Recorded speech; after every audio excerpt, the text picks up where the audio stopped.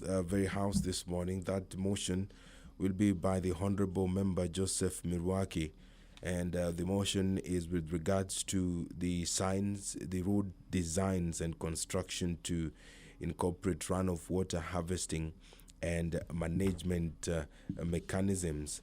That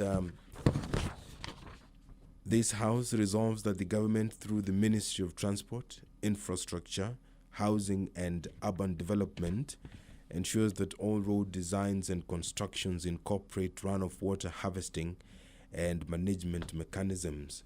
That is a motion which will be moved by the Honorable Member, and that motion, it will be debated just the same way the House always approaches such kind of motions.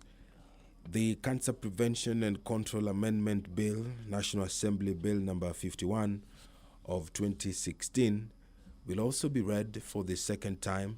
This is a bill which has been authored by the Honorable Member Gladys Wanga, Member of Parliament or Woman Representative, Homa Bay County. The Breastfeeding Mothers Bill, National Assembly Bill number 13 of 2017, will also be read for the second time. This bill has been sponsored by the Honorable Member Sabina Chege. The Housing Amendment Bill, National Assembly Bill number 6 of 2017, which has been authored by the Honorable Member for Budalangi constituency, the Honorable Ababu Namwamba, will also be read for the second time this morning. This is according to the order of business. And the Employment Amendment Bill, National Assembly Bill number 14 of 2017, will also be read for the second time. That bill has been authored by the Honorable Member Kinoti Gatobo. If you are just joining us, we are waiting for the members to walk into the chambers, and that will mean that the business of the day will commence. Remember, the number required for business to commence is 50. Unless that number has been achieved, then the quorum bell will be rung.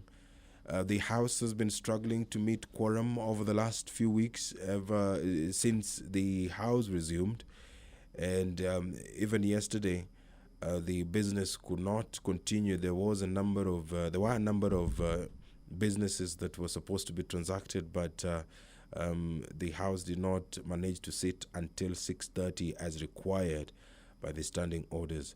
The Deputy Speaker, the Honorable Joyce Laboso, has stepped into the chair. And the House has been unable to achieve the required or requisite quorum for business to begin. And so the Deputy Speaker, Honorable Joyce Laboso, has ordered the quorum bell be rung. The number required for business to begin is 50 members, and that number, until it is achieved, then it means that the business cannot commence.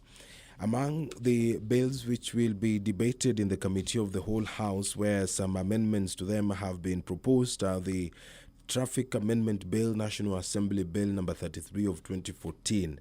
The principal object of this bill is to amend the Traffic Act, Cap 403, to make provision for the safety of children on roads, around learning institutions, or when using school transport. The bill seeks to regulate the speed of amendments in the Committee of the Whole House. The House is yet to achieve requisite quorum, I beg your pardon, so the business cannot commence. Right now, the quorum bell is being rung. The number required for business to commence according to standing orders is 50 members. Another bill which will be debated in the Committee of the Whole House is the Refugees Bill, National Assembly Bill number 29 of 2016. The principal purpose of this bill is to provide for the recognition and protection of refugees. The bill seeks to give effect to the Convention relating to the status of refugees, the Protocol relating to the status of refugees, and the OAU Convention governing the specific aspects of refugee problems in Africa. As it is presently, the existing legal framework for the recognition, protection, and management of refugees is the Refugees Act Cap 173. Now, the Act however, has a number of deficiencies, and in particular does not establish an administrative and structural framework that ensures the recognition and protection of refugees in Kenya. Further, despite the fact that Kenya is party to the international instruments that seeks to ensure the author of the bill, the Honorable Member for Ndewa constituency, Honorable Agostino Neto, argues that there has to be legislations which will directly impact on the refugees who are trying to seek asylum in the country. And in that bill, there are provisions relating to the designation of refugee reception officers, the duties of refugee reception officers, places of entry, departure, and routes, and surrender of employment, land, and education. Further, Part 5 outlines the principle of non-refoulement, which provides that a refugee or a member of the refugee family shall not accept on grounds that the expulsion is necessary for reasons of national security or in pursuance of a decision reached after due process be rejected at the border, expelled or extradited or returned from Kenya to any country where there are substantial grounds for. Members will be considering some amendments that have been proposed, and those will entail either adopting them or rejecting those amendments. Of course, that is the business that goes into the committee of the whole House. The principal objective of the Kenya National Examination Council Amendment Bill is to amend the Kenya National Examination Council Act. The bill proposes to provide for disciplinary procedure before nullification of examinations, the enhancement of the quality and control of examinations, and to protect the basic rights of candidates, as well as providing professionalism in investigation of examination irregularities. The bill further provides for appeal mechanism on decisions relating to examination irregularities, hence establishing an appeals tribunal. The bill does not affect the functions of the county government and is therefore not a bill concerning counties for purposes of the standing orders.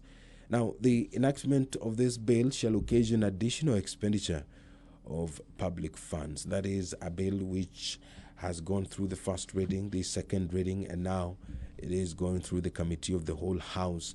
And maybe after the House has debated, it can either be read for the third time or otherwise. After that, there will be a motion by the Honorable Member.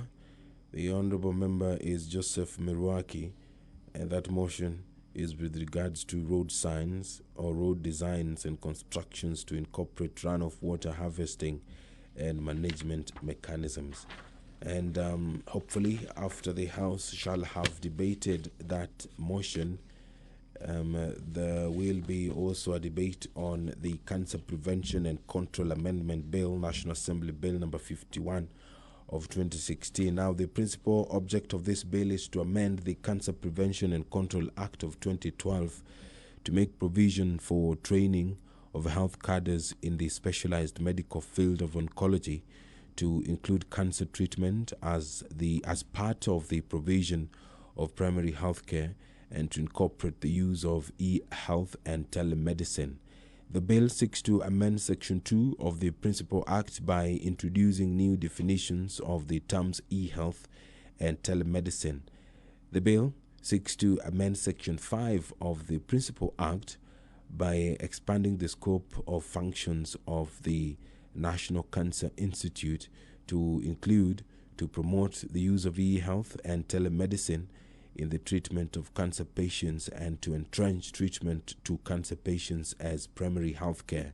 The bill seeks to amend Section 31 of the Principal Act to make provision for promoting the training of health cadres in the specialized medical field of oncology. The bill does not contain any provisions limiting any fundamental rights or freedoms.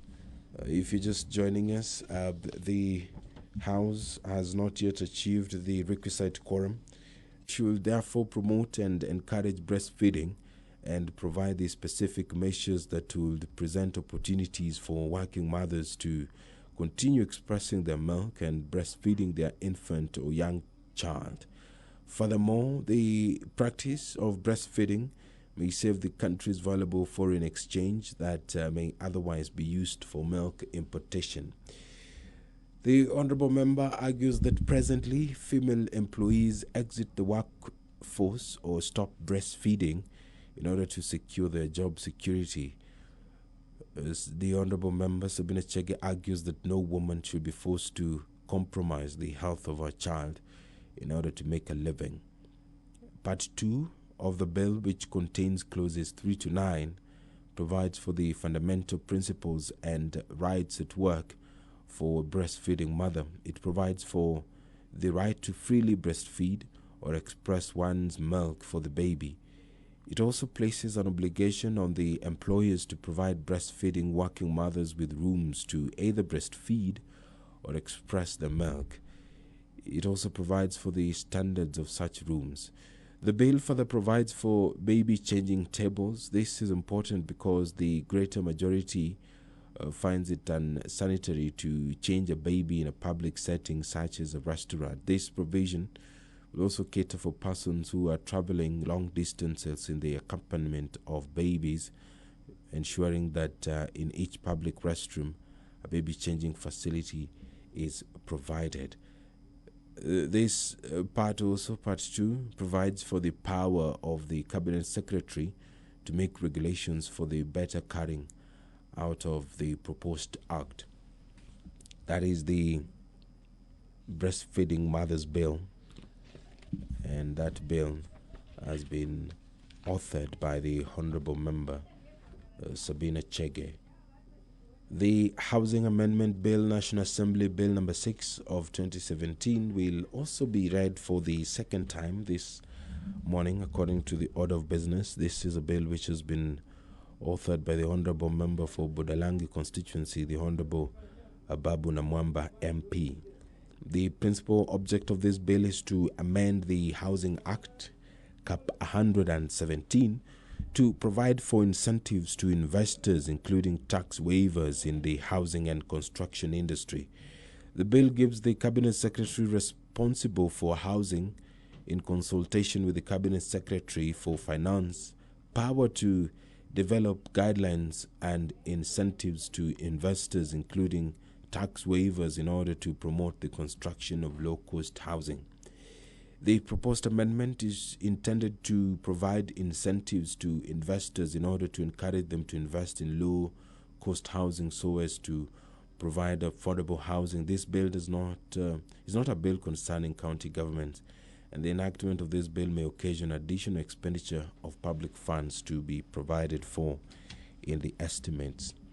That is the Housing Amendment Bill, National Assembly Bill number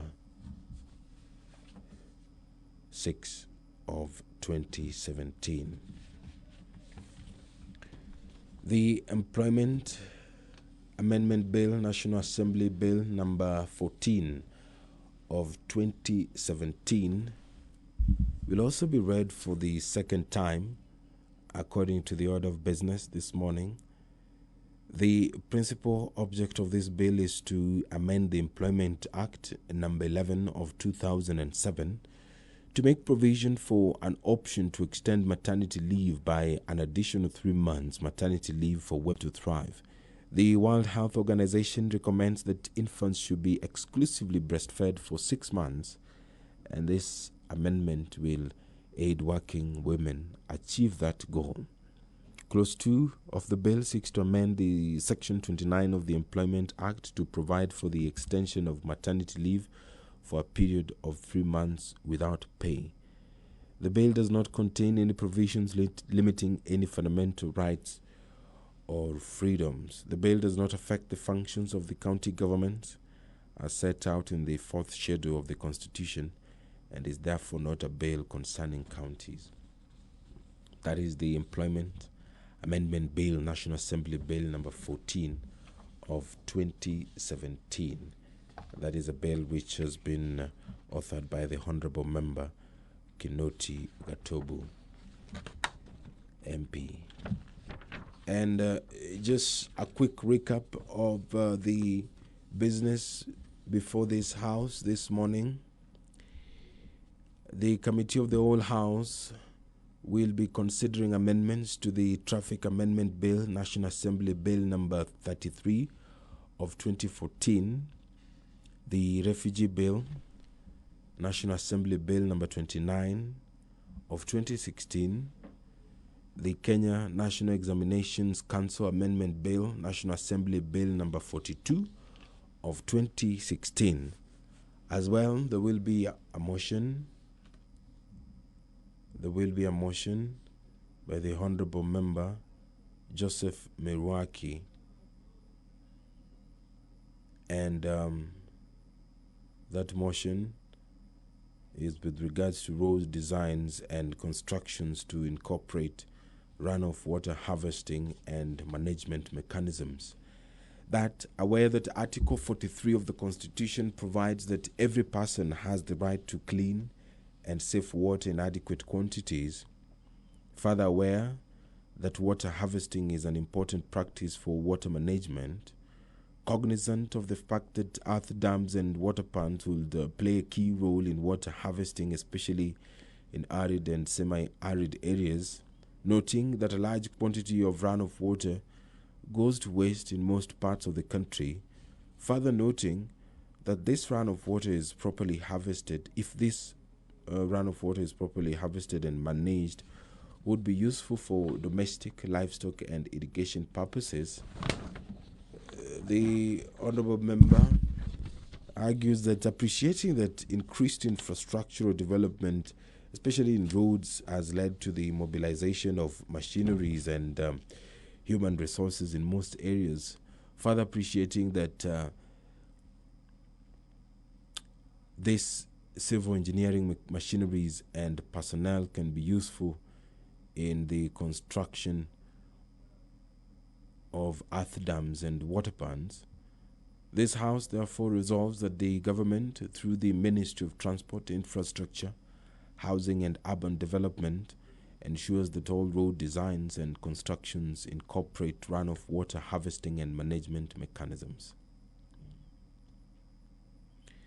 There are attempts to rally members to come into the chambers to enable business to commence. And if you are watching a couple of seconds ago, Wundaranji Member of Parliament, the Honorable Mwadegu, and he was making frantic efforts to at least whip his members to come into the chambers, because there has been a problem raising the requisite quorum, and that quorum bell can only be rung for a certain period, and within that period, if that number is not achieved, that number is 50, then it means that it will be hard for business to commence. Of course, this House has a number of important businesses that it needs to undertake, and that will require that respective leadership in the House do ensure that the members are available for the commencement of business, so that the important legislations which are supposed to be passed before this House calls it a day in a couple of weeks are properly looked into, and so that some amendments to some specific areas within the legislative framework or the legal framework can be looked into. Since resuming for this final leg of the House, there has been a problem achieving quorum, and this has made it difficult for the House to conduct its business. And if you remember, yesterday there was also lack of quorum in the evening, and business was not able to commence. Of course, this house has so much it needs to do before it calls it a day, so that Kenyans can go to the general election.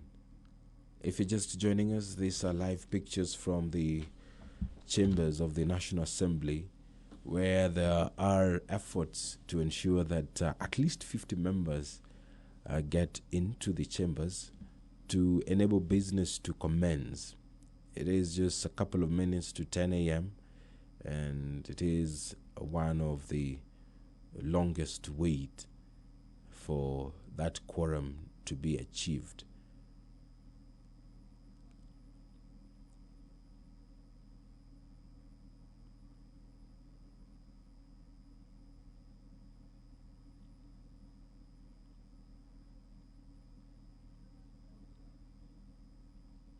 But we expect that any moment now that number 50 will be achieved, because if you can look at the chambers, of course there are members, and that quorum has been achieved. Now I will hand you over so that you can follow the proceedings courtesy of KBC Channel 1 and Parliamentary Broadcasting Unit. Order, members, please settle down. We can begin business.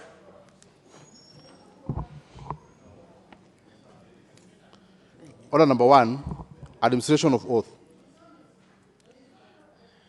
Order number 2, communication from the chair. Order number 3, messages. Order number 4, petitions. Order number 5, papers. We have a papers from Committee of Security, Administration and National Security. Thank you, Madam Speaker. Madam Speaker, I beg to lay the following paper on the table of the House today, Wednesday, May 31st, 2017.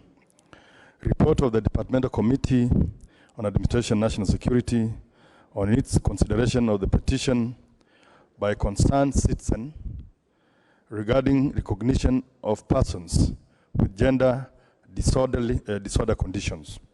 I thank you, Madam Speaker.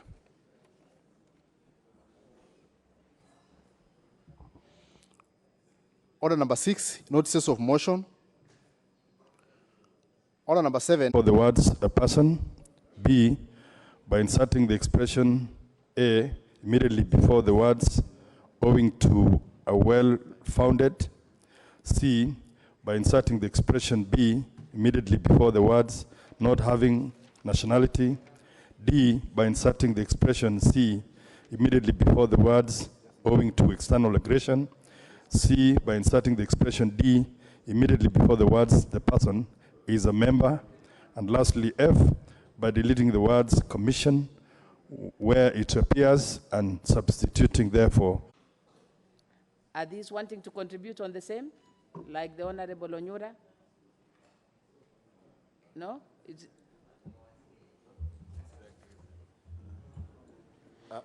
Madam Speaker, yes, but I would wish to hear from the sponsor of the bill before I...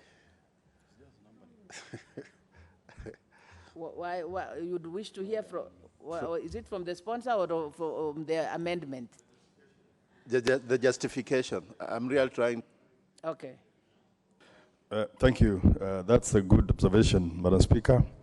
Madam Speaker, the rationale behind these amendments is basically to seek to introduce correct numbering of subclause 1, as well as to align the clause with the administrative structure established in clause 6. It's basically numbering and realignment. Thank you, Madam Speaker. Okay.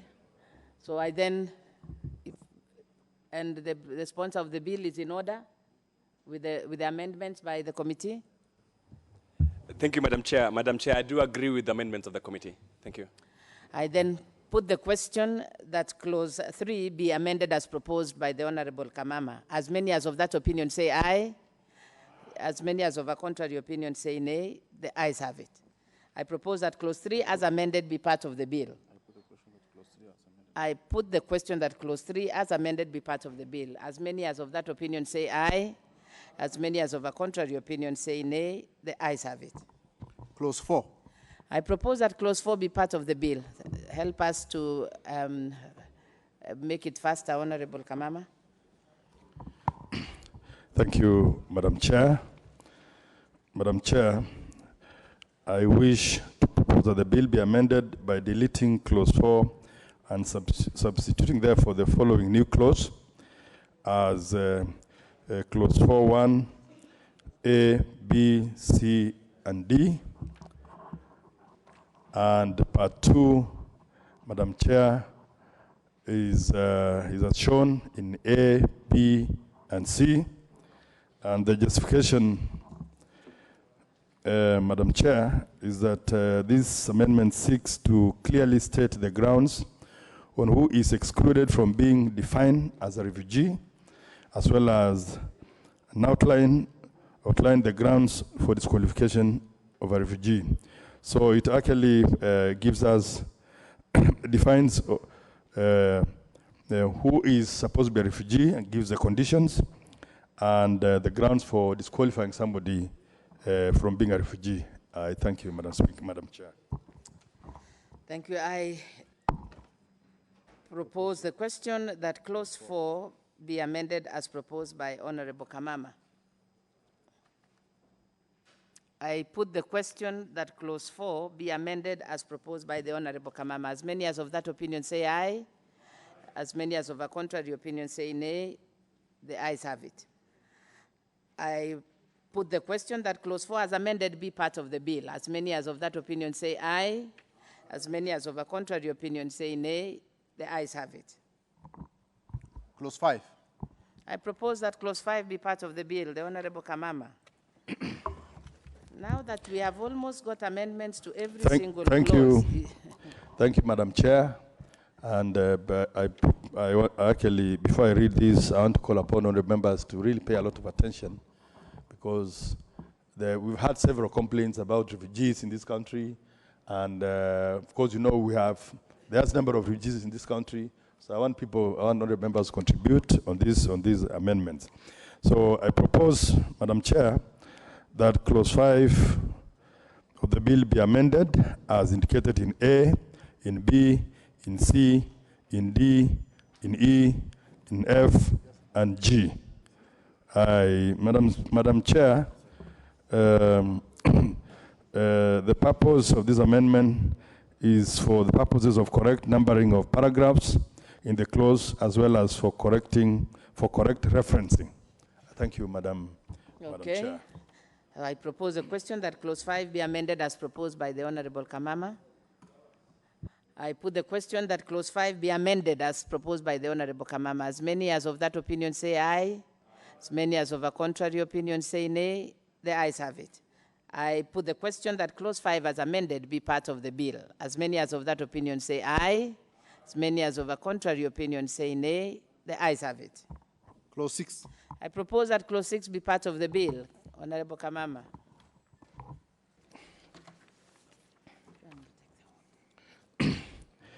Madam Chair, thank you very much. I wish to propose, Madam Chair, that the bill be amended by deleting clause 6 and substituting therefore the following new clause as indicated in 6, as indicated in A, in B, in C, as indicated in A, B, and C. The rationale behind this, or the justification, Madam Chair, is that the amendment seeks to harmonize the terms used to refer to the administrative institutions dealing with refugee matters. The Refugee Affairs Secretariat is a new government structure that has already been put in place and is Can Okot? Thank you, Madam Speaker.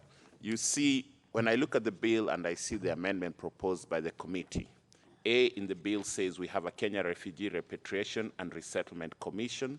The second one says B, Secretariat for Refugee Affairs, and the third one says Refugee Status Appeal Board.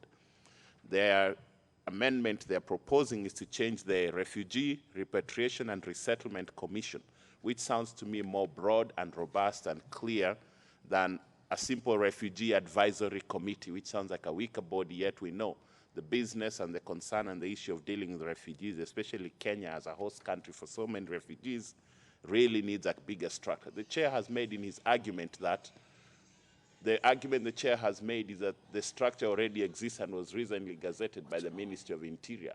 But this House is an independent organ of government to make laws and improve on things and set the law, and the law comes before any administrative things that have already been put there by the ministry. Be that as it may, the Secretariat for Refugee Affairs, I'll support the amendment in Part B because they simply reorganize the words and call it the Refugee Affairs Secretariat.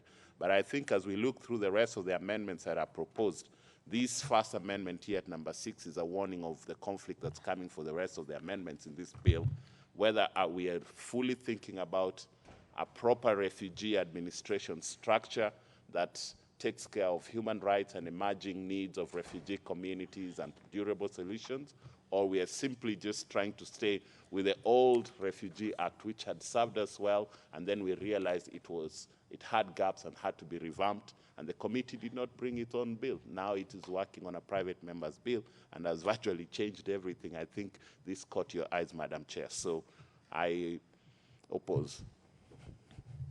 Okay. Can the chair of the committee, or before can Honorable Ababu say something in the honor of the bill? I think I'm also concerned about the number of changes into this bill. Is the spirit of that bill still upheld? You know, with almost every single clause having amendments. Ababu. Madam Speaker, thank you. Madam Speaker, that's exactly my point. The rules of this House, backed by custom, tradition, usages, really say that you cannot alter a bill, even a motion, as it were, to an extent that it alters substantively the original intent and even character of that proposed legislation. And I have a lot of respect for the chair, my chair of the committee, but I'm perturbed, Mr. Speaker. I'm perturbed that the amendments, the litany of amendments, and there are many amendments, they're actually threatening to turn the bill into a purely administrative instrument and robbing it of the punch, the effect that motivated the bill. And I have been fortunate, Madam Speaker, of being part of the previous deliberations about this bill. I know that the proposals, the proposed bill by my brother Neto is a brilliant attempt to introduce a human rights angle, to the manner in which we deal with refugees. Some of these amendments will rob the ultimate piece of legislation of that original intent, Madam Speaker. And we may need some guidance from you, Madam Speaker, on this. I would like to hear from before the sponsor of the bill, or do you give one or two other members to intervene before we hear from the owner or the sponsor of the bill? Really, you can't have a bill which has got every single clause is amended. Yes, Hassan. Thank you. Our refugee problem is so huge that we should not make it purely an administrative matter. Even if you leave the human rights aspects alone, purely on the management of refugees, we should be able to share it with the rest of the world. We simply cannot host thousands and thousands of refugees on our own. And that's why I think having an independent commission or body, rather than an administrative unit in a government department, is the best option for us. Because then we would be able to go out and share our problems with the rest of the world. The other thing is also, I want to say, is that this bill is going to be a piece of, just a piece of administrative paper. And I think it is unfortunate that the chair, whom I also have a lot of respect for, is trashing it, is masquerading it to the point that it will be meaningless. And therefore, we must look at the fact that maybe it is better not to pass a law than to pass such a deformed law in this century, in 2017. Our laws must be learning from the experiences of other countries as well and how they have handled refugees. And so far, we haven't done very well. And that's why we need to change and to have a legislation that can make a difference in our refugee policies and approach. Thank you.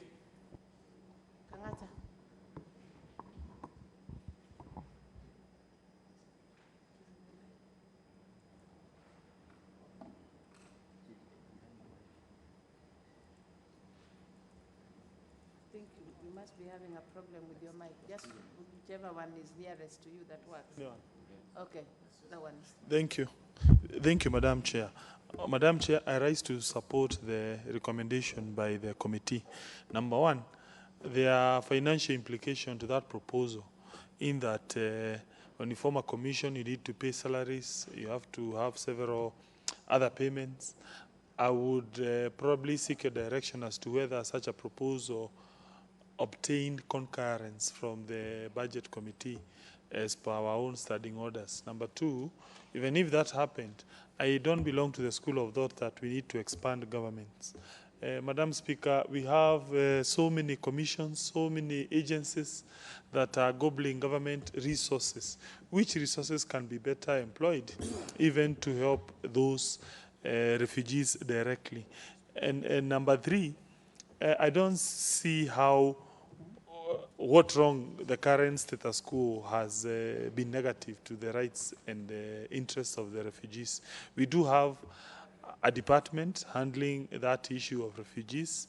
That department has been able to do a lot of work from 1963 to now, whereas Kenya has been hosting several refugees over the years.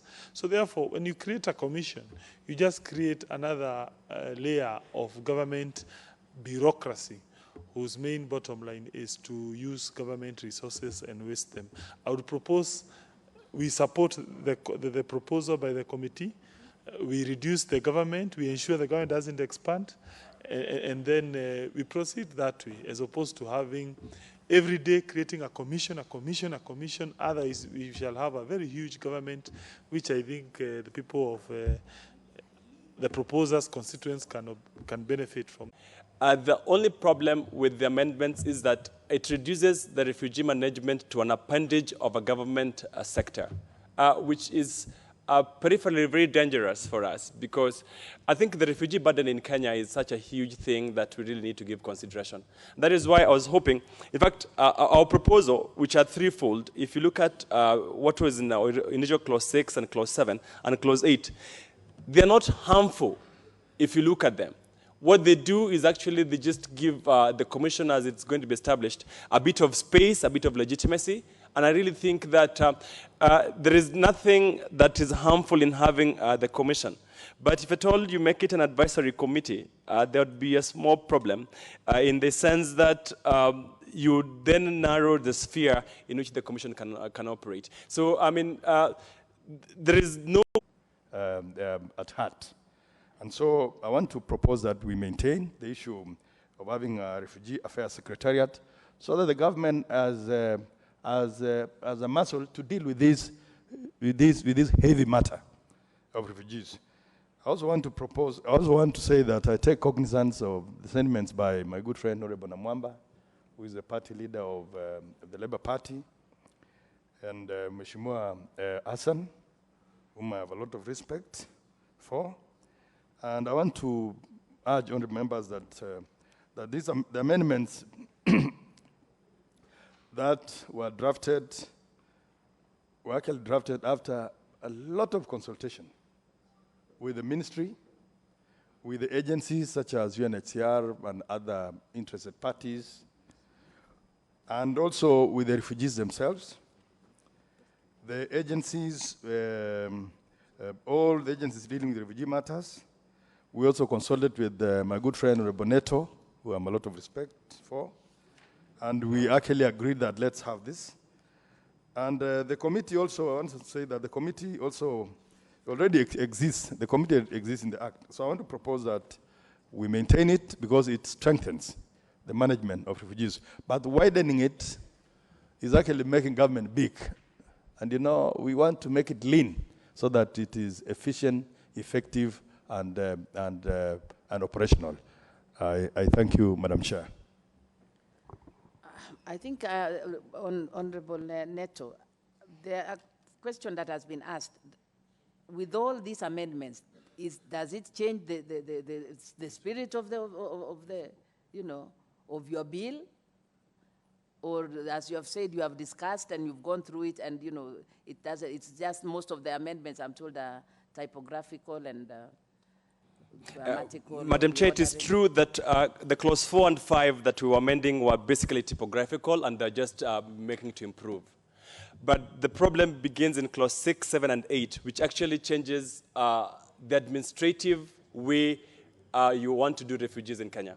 That is actually where the problem is. Once you deal with clause 6, 7, and 8, the rest of the things can actually go the way the committee is proposing, and I have no problem with that, absolutely. But I'd like to draw the attention to Honorable Kamama to clause 6 of this particular bill.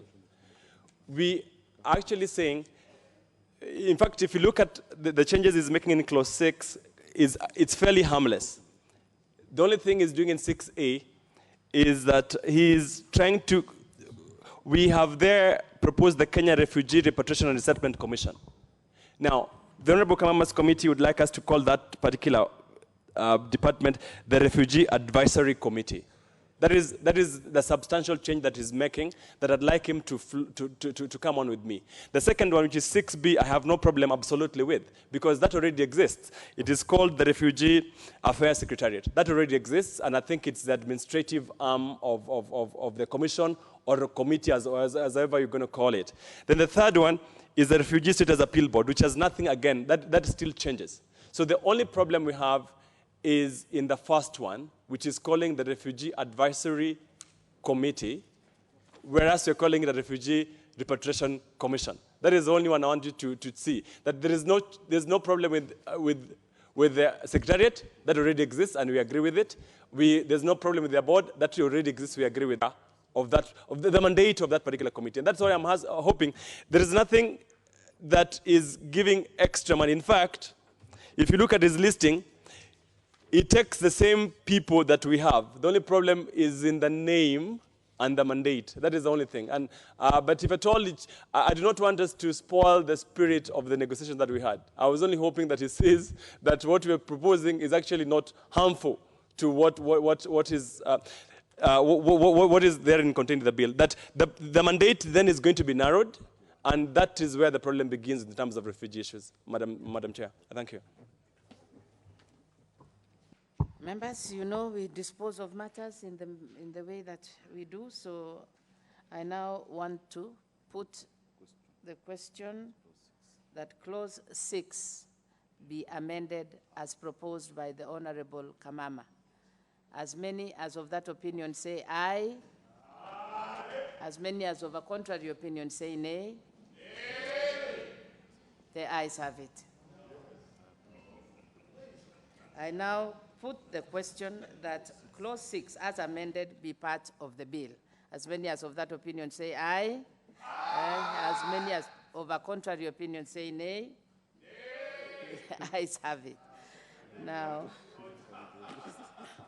honorable members, before we continue, I want to recognize the presence of Tabaka Girls Primary from South Mugirango constituency, Kisii County. You are welcome in the National Assembly. Also, Riomego SDA Mixed Boarding Primary School, North Mugirango constituency, Nyamira County. You are welcome in the National Assembly. We also have in the Speaker's Gallery, Nairobi Academy Preparatory School from Langata constituency, Nairobi County, St. Francis Misiani Girls Kangundo constituency, Machakos County, and Bucks and Beatles School, Langata constituency, Nairobi County. You are all welcome to observe the proceedings of Parliament. In F, in G, in H, in I, in J, and in K. I also propose that we have clause 2 of 7, that the committee may, when necessary, co-opt for a period of for a specified period of time, a representative from host communities, a representative from Kenya National Commission for Human Rights, a representative from the United Nations High Commissioner for Refugees, UNHCR, on an advisory role only and who shall have no right to vote. I also propose that we have clause 7.3, clause 7.4, clause 7.5, and clause 7.6. The rationale behind these amendments, Madam Chair, so the Refugee Affairs Committee already exists under the current Refugee Act, and this amendment therefore seeks to change the name of the committee to the Refugee Advisory Committee, while retaining its membership as representatives of institutions charged with a policy-making mandate. I thank you, Madam Chair. I propose the question that clause 7 be amended as proposed by Honorable Kamama. I put the question that clause 7 be amended as proposed by Honorable Kamama. As many as of that opinion say aye. As many as of a contrary opinion say nay. The ayes have it. I propose that clause 7 be amended. I put the question that clause 7 as amended be part of the bill. As many as of that opinion.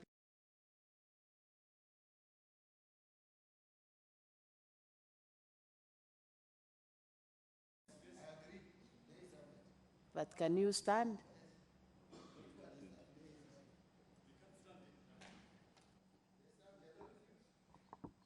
You have a?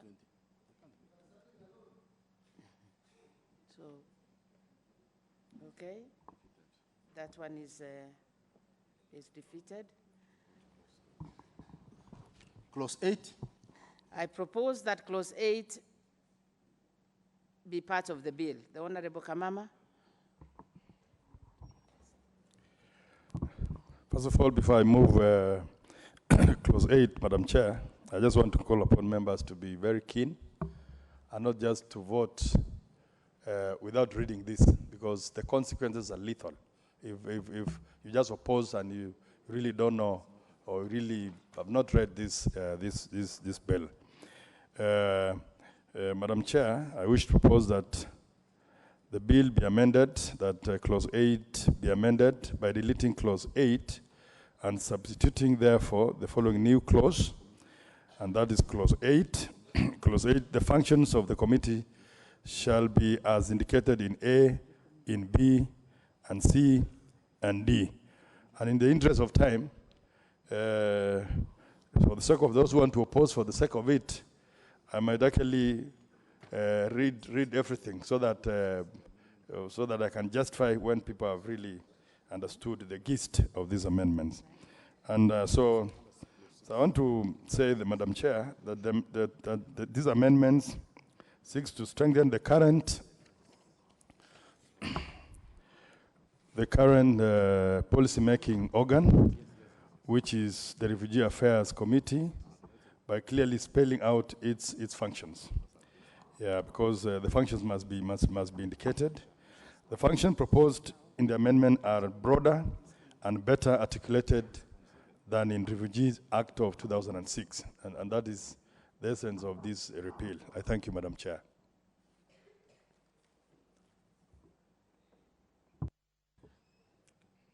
So I propose the question that clause 8 be amended as proposed by the Honorable Kamama. Contributing without having read the bill, but we have, and to show him that we have read the bill, I actually support him on this. And if he wants us to oppose or support things, he should persuade us rather than simply say we haven't read the bill, or say vague things like the consequences will be fatal. The previous clause had substantial input on on who the membership would be, and his list was separate and different.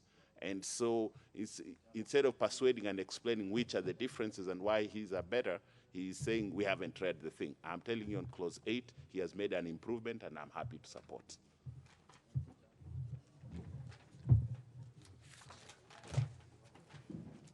Honorable members, I think if I remember Agustino Neto talking, it was about these three. Was it 6, 7, and 8? Yes. So you know, we may have to recommit clause 7 because it no longer exists. You are now talking about a commission which you have already deleted in clause 6. So just be aware about that we had already deleted the commission in clause 6. And therefore, you cannot, have it in clause 7. So we'll need to. Yeah, yes, of course. Thank you, Madam Chair. I think you've touched on a very critical point there, because then it wouldn't be just clause 6, clause 7, but actually going back to clause 6, because the Honorable Agostino, and the record will bear, and the Honorable Chair of the committee agreed that 6, B, and C, they were all in agreement with. And the only thing in question was the definition and the naming of A. And at that point, we didn't get an opportunity to do a further amendment in which we would agree and only be, therefore, just discussing A. And if we go then to section B, that clause 7 has been deleted, it really creates us a quagmire as we proceed. Then what are we doing with the rest of the bill?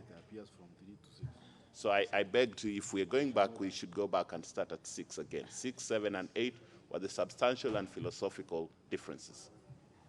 Okay, so if it is recommitting, you know, we do recommittals at the end, not now. So what we want to do is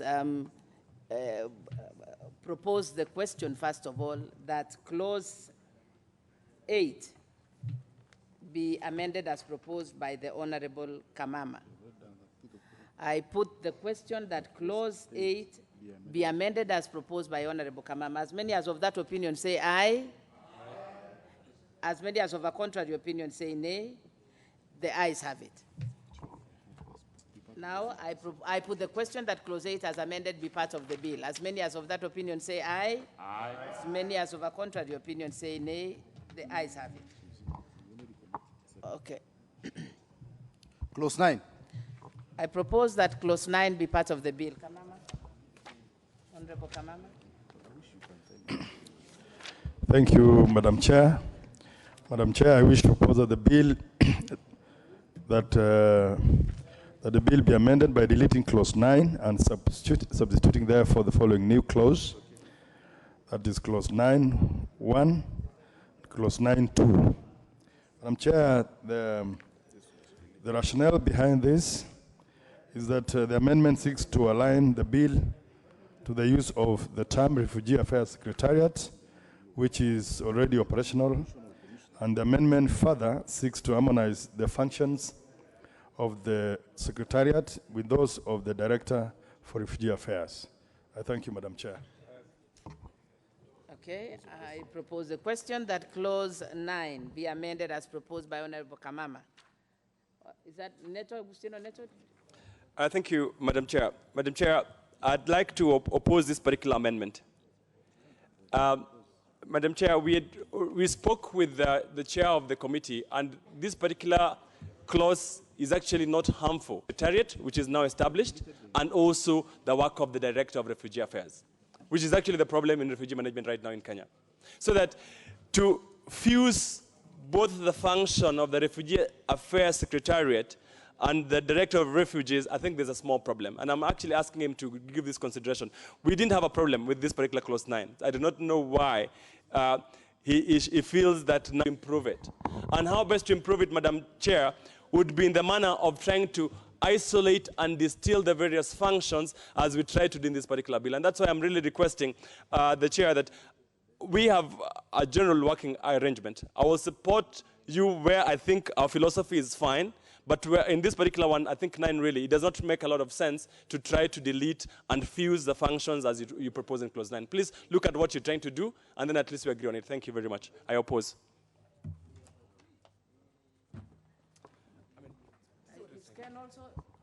Are you wanting to contribute on this? Yes. I just want to elaborate, and I am looking at it carefully. I've read these things, two of them. You see, the clause 9, as the chair and the committee are proposing, is not the way to make law. They say the Refugee Affairs Secretariat shall be an office in the public service. You know, if you look at what the proposal of the bill Honorable Agostino gave us, is the Secretariat for Refugee Affairs shall comprise of the Office of the Commissioner for Refugee Affairs, whose office shall be an office in the public service, and such staff as may be necessary to perform the implementation functions of the Commission. I think it gives you a much clearer way, the way Honorable Agostino has proposed it, than this vague and unclear manner that has been presented by the committee, where you don't know. We go back to what is the issue of refugees in this country. It's a security issue, it's our international obligation and human rights issue, and it's an administrative and practical issue. You can't say there'll be just a Refugees Affairs Secretariat whose mandate is not as clearly stated. And the function of the Refugees Affairs Secretariat, as Honorable Agostino has proposed it in the bill, is very clear what the Secretariat shall do, and the Secretariat is not just the Commission. And what are the duties and the powers of the Commissioner? Those are clear. I think when a member has gone through and done the work, and as we have engaged and the dialogue has been there, the committee, then to turn around and kill it and simply say the Secretariat shall be responsible for all administrative matters. Madam Chair, this is very sensitive. If you look at what Honorable Agostino has proposed, the key issue about refugee status determination, accepting asylum seekers, determining who is a bona fide refugee and granting them the status and protecting them. Those are very clear things that come out of our Constitution and our international obligations, and we need a law effecting them.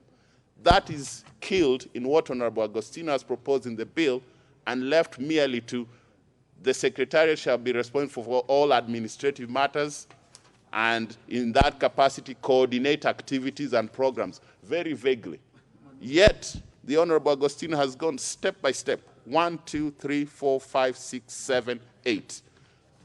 The problem with our refugee status determination and management of refugee affairs in this country is that the government agency and the Ministry of Interior and the Department of Refugee Affairs and now the Secretariat have been relegated to being junior implementing partners.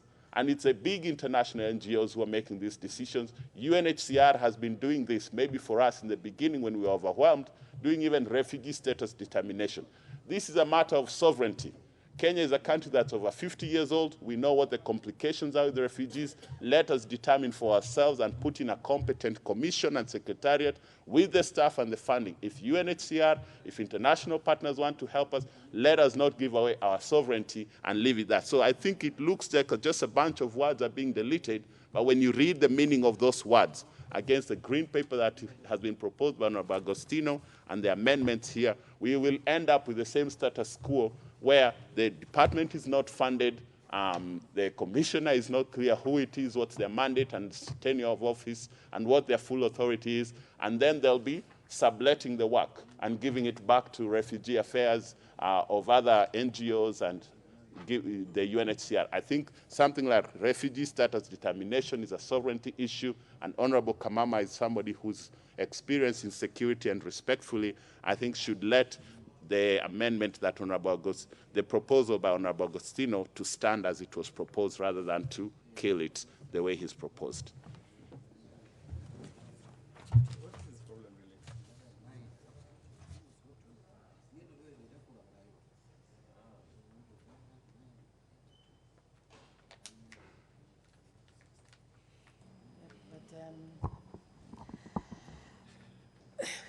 The Honorable Kamama, you wanted to yeah, but really what I'd like you and Neto to really, because we are almost putting ourselves into a quagmire, because you agree in one clause, the next clause, because from the time what agreements you did in clause 6, really the others will be consequential, because, you know, otherwise we'll keep, you know, 7 now we need to recommit so that we make a firm decision on it. And the more we keep moving on, when you are in one point there is a commission, in the other one there is there is a committee. You are complicating this bill to a point where I'm feeling we are really not not really making progress. And yet you have said you spent a lot of time, you met with the committees and everybody, but right now we are having a bit of a problem, I must admit. Really, it's getting difficult how to move, whether we are in a commission or we are in a committee. Madam Chair. Yes. I totally agree with you that we are actually not making substantial progress because the sponsor of the bill, my good friend, the Honorable Neto, is almost changing goalposts. Yeah, because we agreed with him. We had over 10 engagements with Honorable Neto, but here he comes and, of course, changes position. I want to oppose this because when you look at it very critically, Madam Chair, Clause 9 says, 9.1 says, the Refugee Affairs Secretariat shall be an office in the public service. Number 2, subclause 2 says, the Secretariat shall be responsible for all administrative matters concerning refugees and asylum seekers in Kenya, and shall, in that capacity, coordinate activities and programs related to refugees and asylum seekers, and provide them with assistance and protection.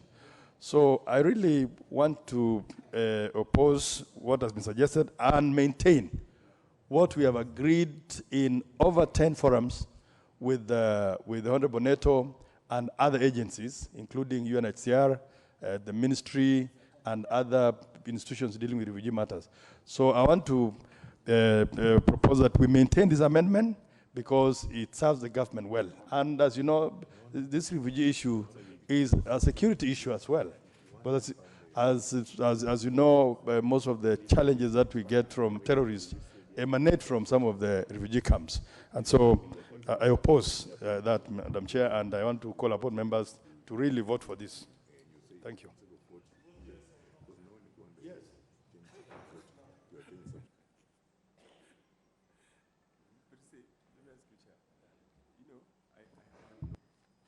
Honorable members, I want to propose the question that Clause 9 be amended. Yes, I put the question that Clause 9 be amended as proposed by the Honorable Kamama. As many as of that opinion say aye. As many as of a contrary opinion say nay. The ayes have it. I put the question that Clause 9 as amended be part of the bill. As many as of that opinion say aye. As many as of a contrary opinion say nay. The ayes have it.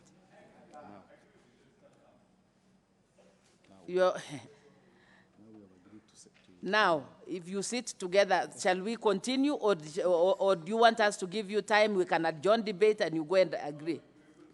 We continue. Okay, we proceed. Okay. Clause 10. I propose that Clause 10 be part of the bill. Honorable Kamama. Thank you, Madam Chair. Madam Chair, I wish to propose that the bill be amended by deleting 2E, 2F, 2G, 2F, 2G, 2H, 2I, 2J, 2K, as in the order paper. Madam Chair, 2R, 2S. Just give the justification and say as in the order paper and just okay, Madam Chair, as of course as indicated in the order paper. And the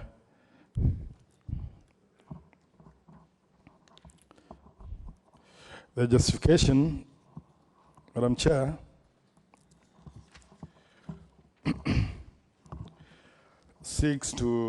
the amendment seeks to harmonize the functions of the director with those of the secretariat, and the amendment further seeks to incorporate provisions on host communities as part of the functions of the director. So the host community is also being taken on board in this amendment, Madam Chair.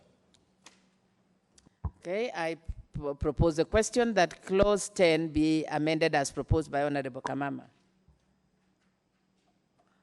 I put the question that Clause 10 be amended as proposed by Honorable Kamama. As many as of that opinion say aye. As many as of that opinion say aye, members. Aye. As many as of a contrary opinion say nay. The ayes have it. You cannot say aye and nay at the same time, Honorable Court. Yes. I put the question that clause 10 as amended be part of the bill. As many as of that opinion say aye, as many as of a contrary opinion say nay, the ayes have it. Clause 11. I propose that clause 11 be part of the bill. Honorable Kamama.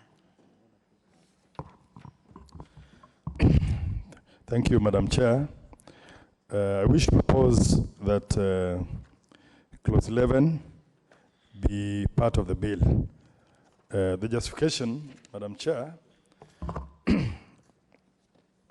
or the amendment seeks to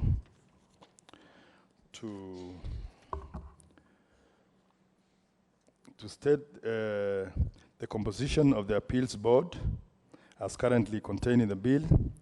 The bill the appeals board may not effectively deal with the matters of refugees status, and it will also be ideal to have professionals with experience in refugee, foreign affairs, national security, and immigration matters as members of the board, so as to effectively handle the functions of the Refugee Status Appeals Board. Madam Chair, the amendment also provides for the tenure of the board members. So it's about the tenure of the board members and also broadens the committee or the professionals who are going to handle refugee matters. I thank you, Madam Chair. I propose the question that clause 11 be amended as proposed by Honorable Kamama. I put the question that clause 11 be amended as proposed by Honorable Kamama. Honorable Augustino Neto. Thank you, Chair. Chair, you know, there's the reason I sat next to Honorable Kamama is so that we can oppose each other from close quarters. On this one, I really think he misses the point. Absolutely. We're establishing an appeals board. If you look at what he's trying to delete, is trying to create an appeals board that is omnibus for everyone else. But, Madam Chair, if you look at the representation that we had in the initial appeals board, there were reasons why we were putting them there.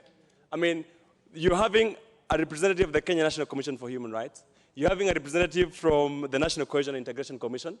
The issues of refugees and host communities is centrally very volatile. Madam Chair, if you also look at a representative of the Immigrations Department, was part of our appeals board, because these are people who then determine issues as to whether people are legitimately asylum seekers or not. So that we're not just, and look, the other representative was someone from the UNHCR, people with international knowledge in terms of refugee issues. So we're not just having an appeals board for the sake of an appeals board. But you see what, Chair, the committee is trying to create? The committee is trying to create an appeals board just of people with various knowledge, but whereas us, we're looking at institutional issues with regard to appeals. I'm really requesting him to find sense in what we had as our appeals board, as opposed to just having an omnibus. It is good to have an omnibus appeals board, but it's also good to see that we were trying to create an institutional appeals board where there was really experience that was being drawn. And Madam Speaker, I think I oppose.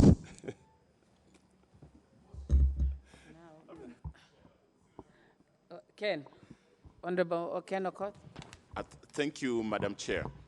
I will go with Honorable Agostino on this again, because clause 11 in the bill tells us there shall be an appeal board, and it tells us who the members shall be. Clearly, a judge of the Superior Court appointed by the Chief Justice, and this is the judge who shall be the chairperson. If you go, on the other hand, to the amendment proposed by the committee, they're saying the chairperson shall be an advocate of not less than 10 years standing. And we don't know, what the experience is. So I think that is important. When you go into the proposed amendment, it says the members of the appeals board shall be appointed by the cabinet secretary by notice in the Gazette.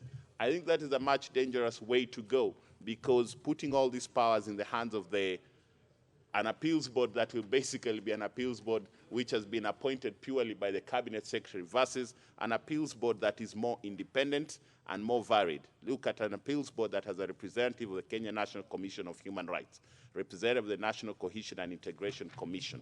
It gives us a more specific, it even includes, although they cannot vote, a representative of the UN High Commissioner for Refugees. Remember, I just mentioned in my point before that I think for a long time UNHCR has been doing refugee status determination. Of course, it's a paradox, very paradoxical that you know the host the sponsor of the bill is actually coming, who is my friend, of course, is coming to oppose you know his amendments. So, Madam Chair, I oppose the proposal by the sponsor. So then we can now ask him to move reporting progress, because that's one option we have. Just give correction. So that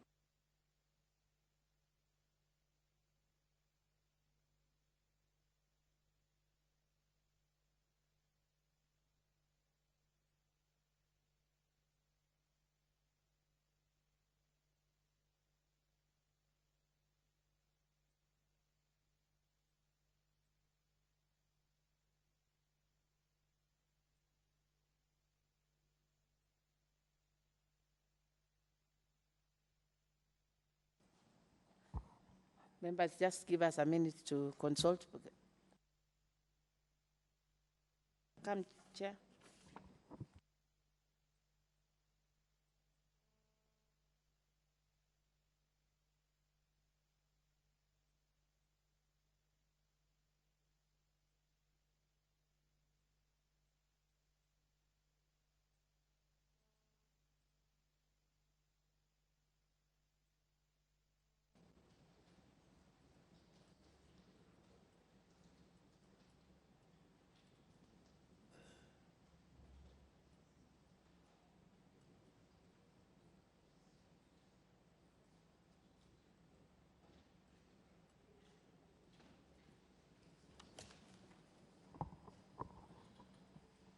So, honorable members, upon consultation, and the importance of this bill, I'd like to ask the chair.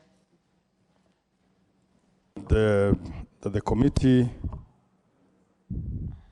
report to the House its consideration on the refugee bill, National Assembly Bill number 26 of 2006, up to clause 12. Up to clause 12. Yes. Up to clause 12 with amendments, and seek leave to sit again, Madam Chair. Yes.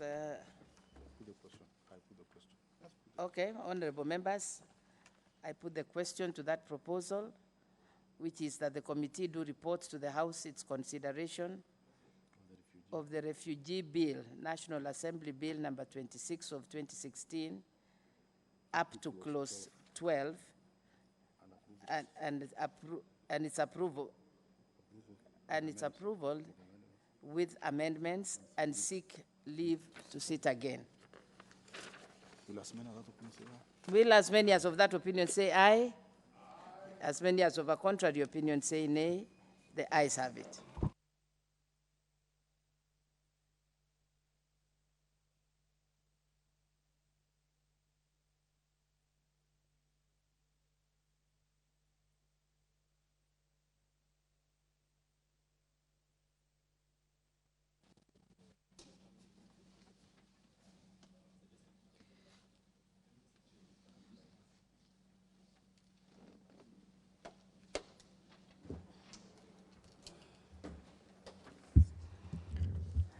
Honourable members, you may be seated.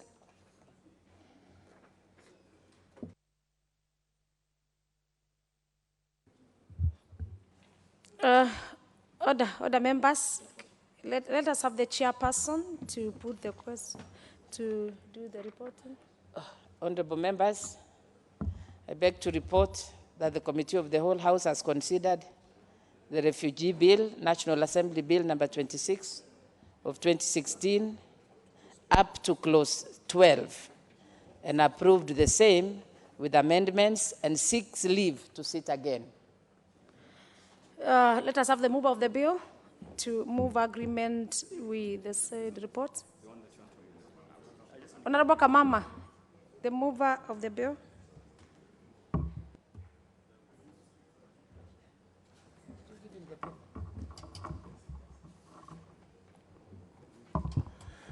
So, Madam Chair, Madam Speaker, I beg to move that the committee, that the House, the committee do report to the House of its consideration of the refugee bill, national bill. Honorable Kamama, you are, sorry. Oh. Do I move or? You are moving the agreement with the said report as it was reported by the chairperson. Please just a little consultation and we'll be there. Let's read this one. I beg to report that the committee of the whole House has considered the refugee bill up to close to 12 and approved the same with the medical sick leave to sit.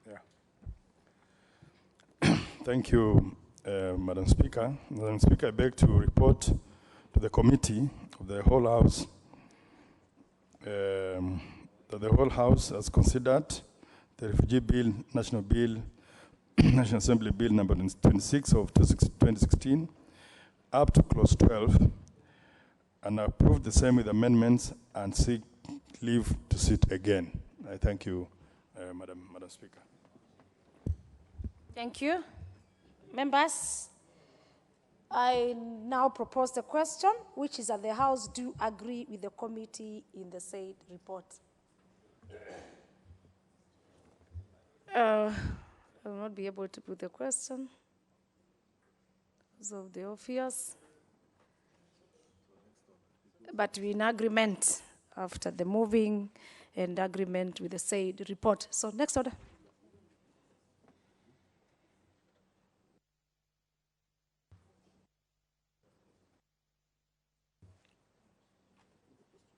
This member, there's a member who is abstaining. Yes, we've provided seats, unless you have anything, because I cannot see you on the intervention. Members, honorable members, after some consultation, yes, we are on the Refugees Bill, National Assembly Bill, number 26 of 2017. We, the chairperson, and the moving of the report in agreement, after proposing the question, and for us to be able to make a vote on this, members, I am going to put the question to the agreement of the report so that the House can own it, and for us to be able to move to the next level because it was about to continue. And so, members, I put the question to the agreement of the report, which is that the House do agree with the committee in the said report. Will as men as are of this opinion say aye? And as men as contrary opinion say nay? Members, the ayes have it. Thank you. After such a consideration, next order. Committee of the whole House.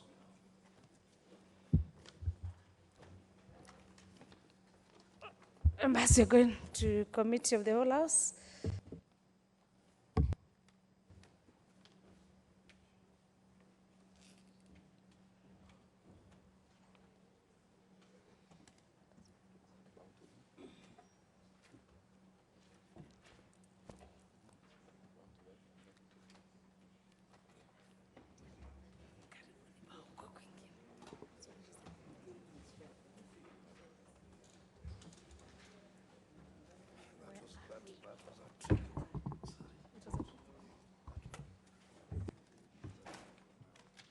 Other members, those who are leaving, you are getting back to the committee of the House. I give you a minute for you to arrange yourselves as you move in and out and you get into the serious business.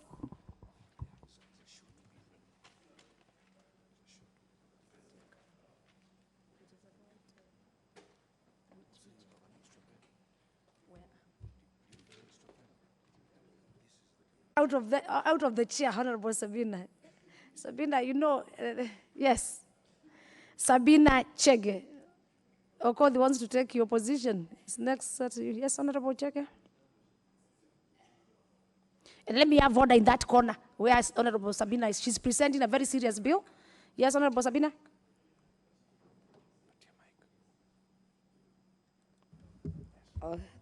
Thank you, Chair. And I want to clearly state, yes, I'm Honorable Sabina Chege, the Chair of Education. And Chair, if the two honorable members will go to the back room, I think they need a lot of consultation, then we can be able to move our amendments in peace. Yes, that is exactly what I meant, because I could see their Thank you, Chair. in the whole process. Yes, Honorable Kamama and the honorable member, just let us give the Honorable Sabina time so that she can just move her amendment. Yes, there's a back room there where you can sit, the two of you, and sort out. You are protected, don't become the speaker. Thank you, Chair, for the protection. And we may need some more enforcement because they don't seem to be agreeing. Chair, first and foremost, on the Kenya National Examination Council Amendment Bill, National Assembly Bill number 42 of 2016, I would like to say that I'm proposing the deletion of clause 1 and 2. And Madam Chair, I want first to congratulate the honorable member because he had seen the gaps that we had in our examination. But by the time he did the amendments, a lot has been done within the Ministry of Education and Kenya National Examination Council. And I think last year, Kenyans witnessed that we had at least some transparency in our examination. So a lot of things that he had recommended already the ministry has put in place. And so we as a committee are deleting clause 1 and 2, and we will adopt what Honorable Ken Okoth has proposed as a new amendment. So I just want to be very clear that we are supporting the amendments as proposed by Honorable Ken Okoth. So my proposal is that we delete clause 1 and 2. Thank you, honorable members. I propose a question, which is that clause 2 be amended as proposed by the honorable chair, Honorable Sabina Chege.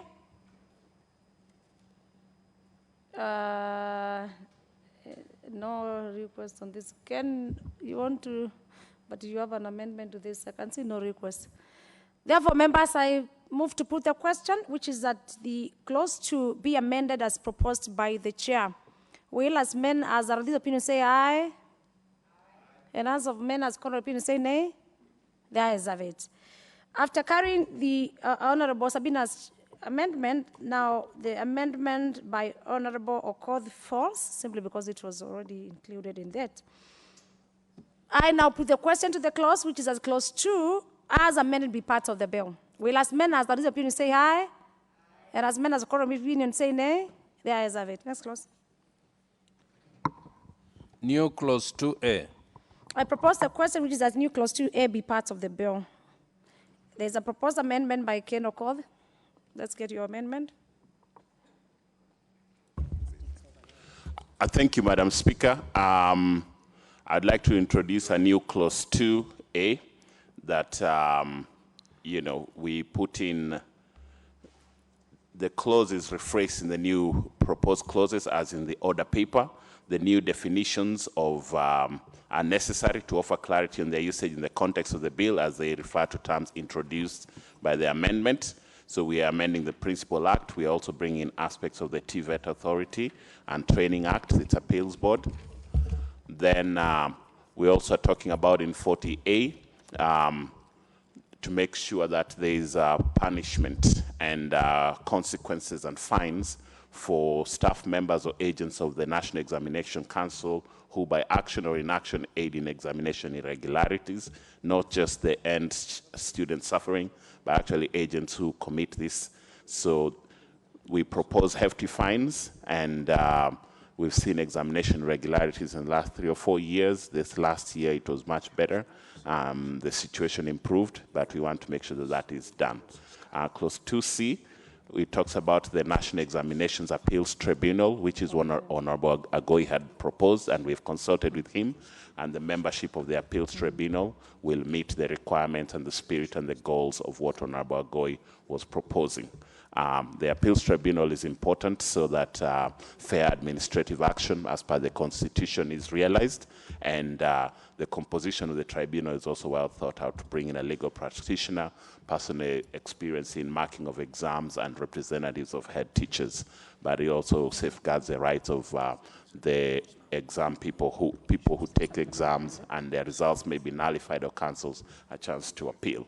Clause 40C would just basically give us that we have staggered terms so that the membership of the appeals tribunal doesn't lapse at the same time and create a vacuum, but it is ongoing and for continuity purposes and institutional memory. remuneration. Okay. So I beg to move. You beg to move. Yes, I was moving all of them together quickly. Yes, we have to move one by one.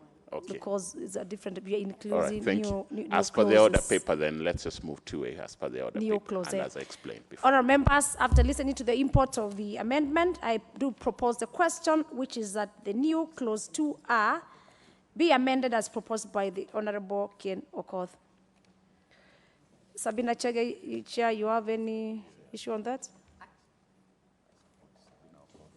Madam Chair, I support. You support? Yes.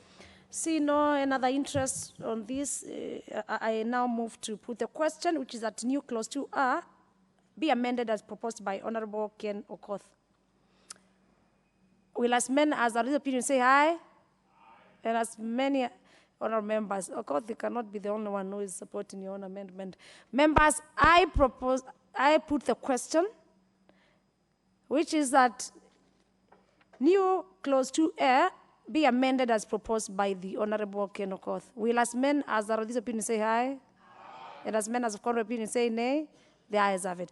I move to put a question to the clause, which is that the new clause 2A be part, as amended, be part of the bill. Will as many as are of the opinion say aye? And as many as of contrary opinion say nay? The ayes have it. Next clause. New clause 2B. I propose a question, which is that new clause 2B be part of the bill. Yes, Honourable Ken Okoth, I see you have an amendment to this.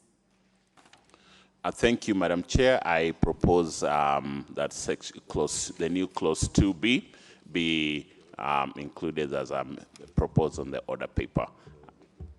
And I tried to explain this before. Again, this is about penalties to members of the National Exam Council who, by their action or inaction, cause irregularities. And it imposes the fines. Thank you. Thank you. It's an inclusion. Honourable members, I propose a question, which is that new clause 2B be amended as proposed by Honourable Ken Okoth. Honourable Member Ingembe North.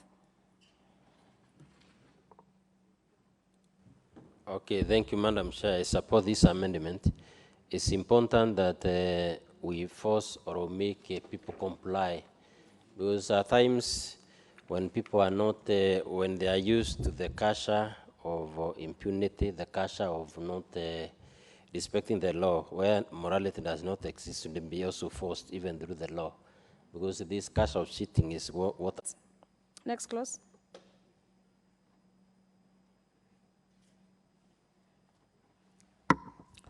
New clause 2C. I propose a question, which is that the new clause 2C be read a second time. Because, members, these are new clauses. These are new clauses. Honourable Ken Okoth, when you move. The appeals tribunal, and we need an appeals tribunal that really amplifies the constitutional right for fair administrative action, as well as rules of natural justice. The tribunal composition also will bring in legal practitioners, persons experienced in exam adjudication, and representatives of the school and education sector. Thank you. Yes, anyone with the... Yes, Honourable Merioki? You're good to go? Yes, Honourable Member, I have Alfred Agoy, member for Zabatia. Thank you, Madam Chair. I'm just trying to say that I support the amendments by the Honourable Court. You support. I now move to put the question, which is that new clause 2C, as amended, be part, proposed by Honourable Ken Okoth, be part of the bill. Well, as men as of this opinion say aye. Ken Okoth, you alone. Honourable members, we cannot have the same member propose and take a vote by himself. So the honourable members who are in the house, you know where we are. In a serious business. Honourable Sabina Chege, this is your bill. You must be consulting also and also with your people, because the bill that is touching your department, and it's important that the votes are carried. So we cannot have Chege, Honourable Okoth only proposing and taking up. It's like he's making law himself. Now propose a question. Honourable members, let me have your ears. I propose a question which is that new clause 2C, as proposed by the Honourable Okoth, be amended. No comment on this. I now put the question, which is that new clause 2C be amended as proposed by Honourable Ken Okoth. Will as many as the opinion say aye? Aye. And as many as the contrary opinion say nay? The ayes have it. I now move to put the question, which is that the new clause 2C, as amended, be part of the bill. As many as the opinion say aye, and as many as the contrary opinion say nay, the ayes have it. Yes. Next clause. New clause 2D. I propose the question, which is that new clause 2D, be read a second time. Honourable Ken Okoth, again, back to you. You still have an amendment to this?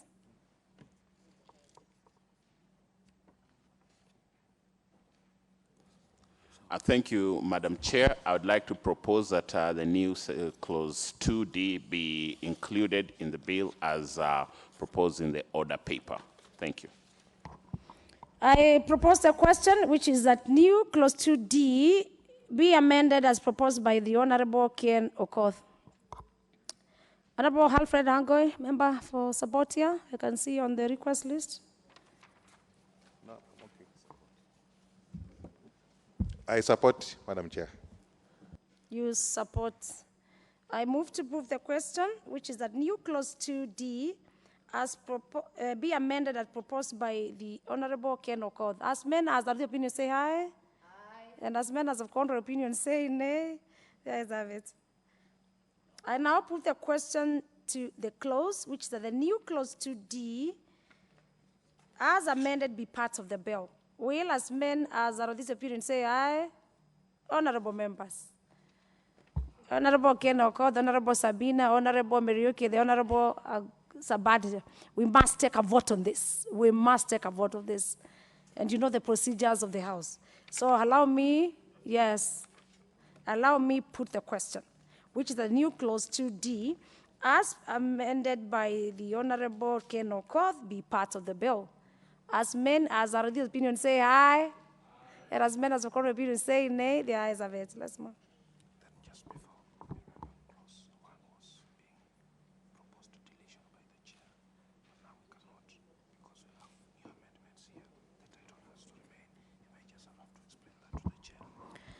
Other members. Yes, Honourable Sabina, I'm waiting for you to take up your seat so that we make, you had proposed something, and that was a deletion of clause 1, and for it to go into record, that yes, Honourable members, clause 1, we had a proposed amendment by the Honourable Sabina Chege, the chair, to the effect of a deletion of the same. Now that we have taken the new clause 2A, 2B, 2C, and 2D, so we will not take that. I saw you consulting. Yes. So we continue. The citation of the bill remains. Honourable Sabina Chege, for your information. On clause 1. Give her the mic. Madam Chair, if you're going to clause 1, I think that was an oversight. We want to drop the amendment to delete clause 1. I'm dropping the amendment to delete clause 1. So it was an oversight. It's yes. going to record because, yes, so yes, you're dropping? Yes. Yes, it's important. It's a procedure. It's going to record.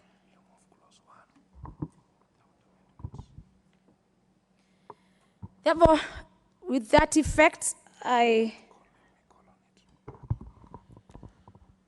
Title.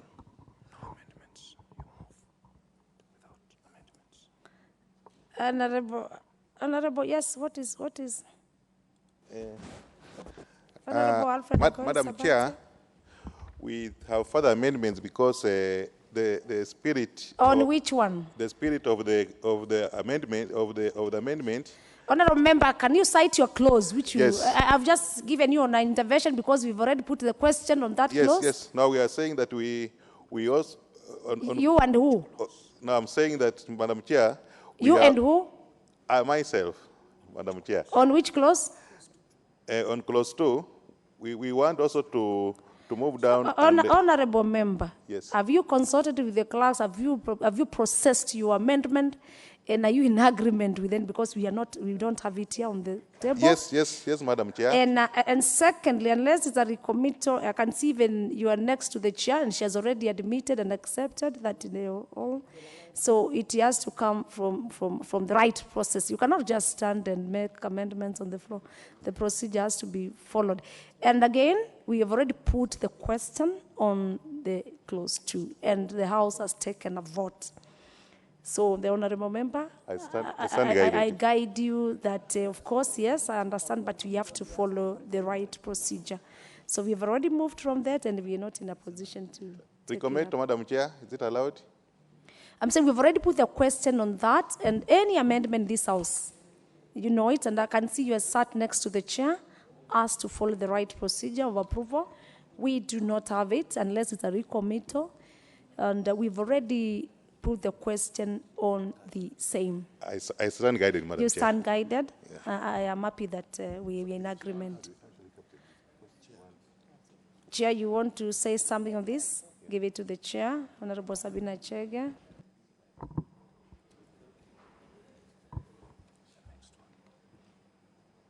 Give it the next one. Sabina Chege. Thank you, Madam Chair. I think, Madam Chair, I've consulted on this.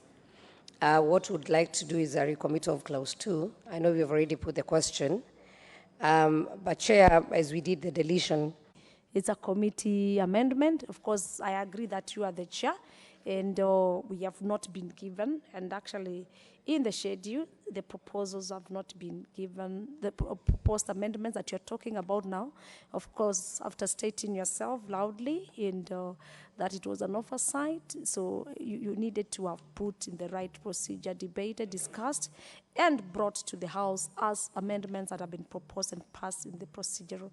So I believe in the next time you still have your way, and also maybe follow the right procedure so that the House, we don't just have, today we do this and tomorrow we do the other. It's a house of rules and house procedures. Yeah, thank you. I can see you are nodding and you stand guided. Thank you, Chair. Thank you, Chair. And so we move to the title, honorable members. Honorable members, I propose the question which the title be the title of the bill.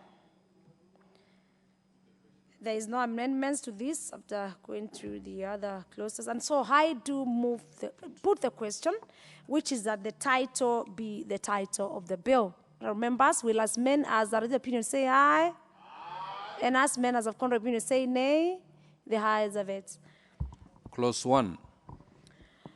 Honorable members, I propose a question which is that the clause 1 be part of the bill.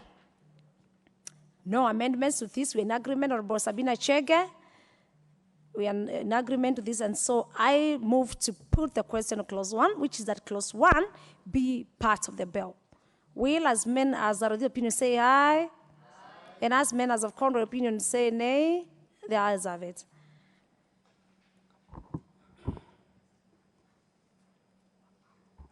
Honorable Sabina Chege, approach your clerk's desk.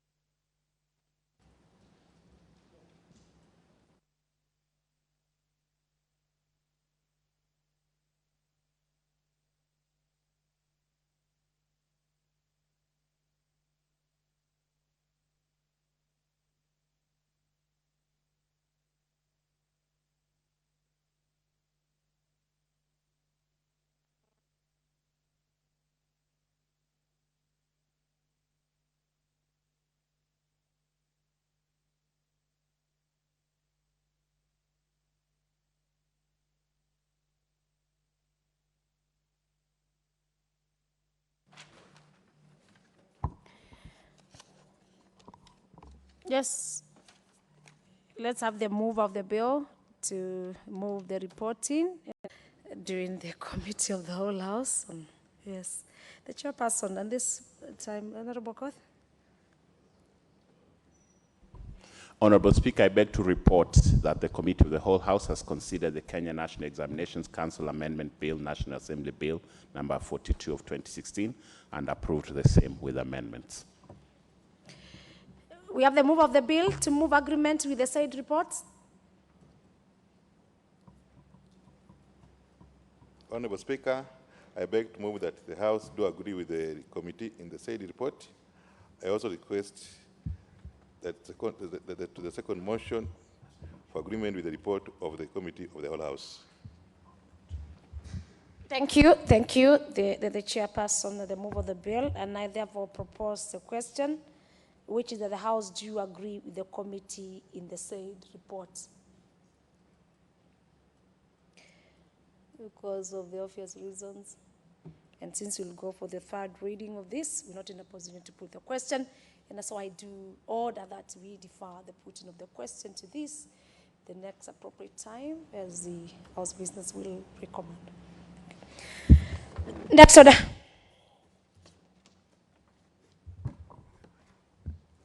Motion. Road designs, constructions to incorporate runoff, water harvesting and management mechanisms.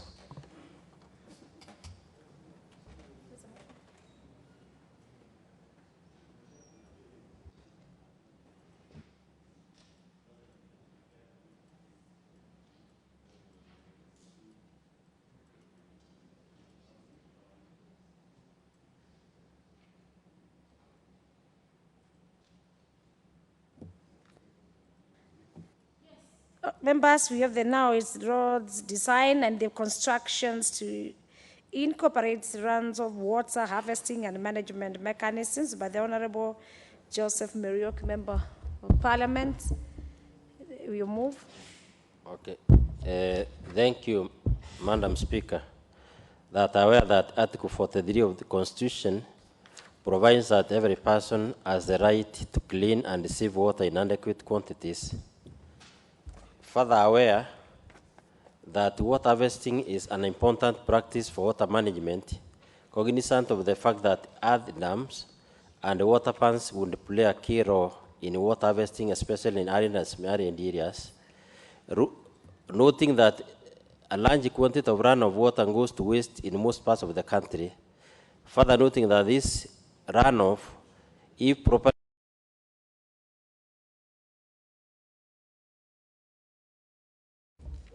for domestic, livestock, and irrigation purposes, appreciating that increased infrastructural development, especially in roads, has led to the mobilization of machineries and human resources in most areas. Further appreciating that these civil engineering machineries and personnel can be used in construction of earth dams and water pans, this House resolves that the government, through Ministry of Transport, Infrastructure, House in this town, in this city, even we have had this water rationing. So if we have this kind of mechanism, then this can be avoided. And then if you look at these road construction processes and the machinery used, if we are in a position to harvest every drop of water, even the rain that has just rained recently, that is raining, we would have impounded enough water to take this country even for 2 years. And that water is enough to provide water for both domestic, irrigation, and livestock purposes. And this couldn't be used, especially as I put it, when you are constructing some of these water pans and other dams, the most cost is in terms of mobilization of the machinery and making the machinery accessible. If these machineries, once their own design are being made, then we can have this machinery, you can have the same equipment utilized at an extra cost to make these dams and water pans. And in every of these road constructed, then this possibility is provided. And then in that way, as a country, we can move away from just rain-fed agriculture to more irrigated agriculture. And if we are in that position, then we will be able to feed our people. Because in my opinion, if our country cannot feed our own people, it is the same and you cannot talk about independence if you cannot provide your own food. So having this mechanism put in place, like we have this Jubilee government, this program for the making 10,000 kilometers of road, and there's a lot of work going on across the country. So if this can be put in place, or if this was in place, then again, we will be able to impound this water, and at the same time, we are also going to protect the environment. Most of these roads, the runoff, even if within the, in the road, there is the runoff, which end up also destroying the road infrastructure. At the same time, downstream, there is destruction through erosion of the land, and that leads to high level of environmental degradation. So if this mechanism is put in place, then what happens is that, again, we are going to have benefit, in the first benefit of the food security. The second one, we are going to have also the improvement in terms of the environment. We will have less destruction of our own's, and at the same time, we are also going to have less destruction in terms of soil erosion, creating gullies, and making some of the land also, and even the challenges that are faced by the people downstream from these roads. And so with this, I propose that this is a mechanism that we should use. Like if you consider in the recent past, the amount of money that the government has spent in terms of importing maize, in terms of importing also the food stuff, it is too much money. And instead of waiting for crisis, this is one way in which we can be able to combine the activities which are related. And in the process, we end up creating, this can create even opportunities for food, can create opportunities for even employment for the people who can be involved in utilizing this water for irrigation. And we can also have food that can be used. You can have the food that can again feed even our food industries. So, and in the process, we can make our country move rather than in a place where we import, like this country, also in a country where we are the source of the Nile, and the whole of this water goes down to Egypt and other places, and then we are left importing the food from the same people. If you go to other countries, like also even Israel and other places, even Bangladesh, where they have invested heavily in terms of creating these ponds and the earth dams, you again end up even improving the aquifers, and the possibility of water, even the groundwater is improved, and the entire environment is improved. And this can contribute tremendously to the improvement, not only the economy, but also the general well-being of the people. And in that way, we can also facilitate the further development and movement of our people in terms of improving the livelihood, improving the well-being of the people. So it is my appeal to this House that it resolves that we take this opportunity to take our country to the next level of development, to the next level of improving our own food security. If you look at also what has happened, if this mechanism is put in place, you look at the construction of the road from Isiolo to Moyale. Along the way, if we have many of these water pans, that water can be used to irrigate even the grass and the fonda, and the livestock in that area can reduce even the conflicts that we have. Because some of the conflicts we have, even cattle rustling, even livestock stealing, is all as a result of competition for the resources. So if we have this kind of opportunity, we can expand the options for various livelihood areas, because in my observation, also as a person who has expertise in the area of environmental management, I believe that we have enough, we receive enough rainfall. The problem with us is like we have a contract with the ocean, so we allow all the water to drain and go to the Indian Ocean. Then after a few months, we have no water to drink. After a few months, we have no, we don't have even water for this irrigation. So we end up importing the food. And in that way, we remain people who are fragile, people who are, even on budget, like recently where we have had even the supplementary budget to cushion the UNGA thing. If we have greater production, then we can have more food production and our country can be more secure. I propose. You move. You have a second? I ask Mheshimiwa Kigo. Yes, the honorable member for seconding. Give him the mic. Your card is wrong. You can use the dispatch code, so you give him more. Yes, no, you can still use the same mic. You're honorable member. Yes, you have the mic. Yes. Thank you very much, Madam Speaker.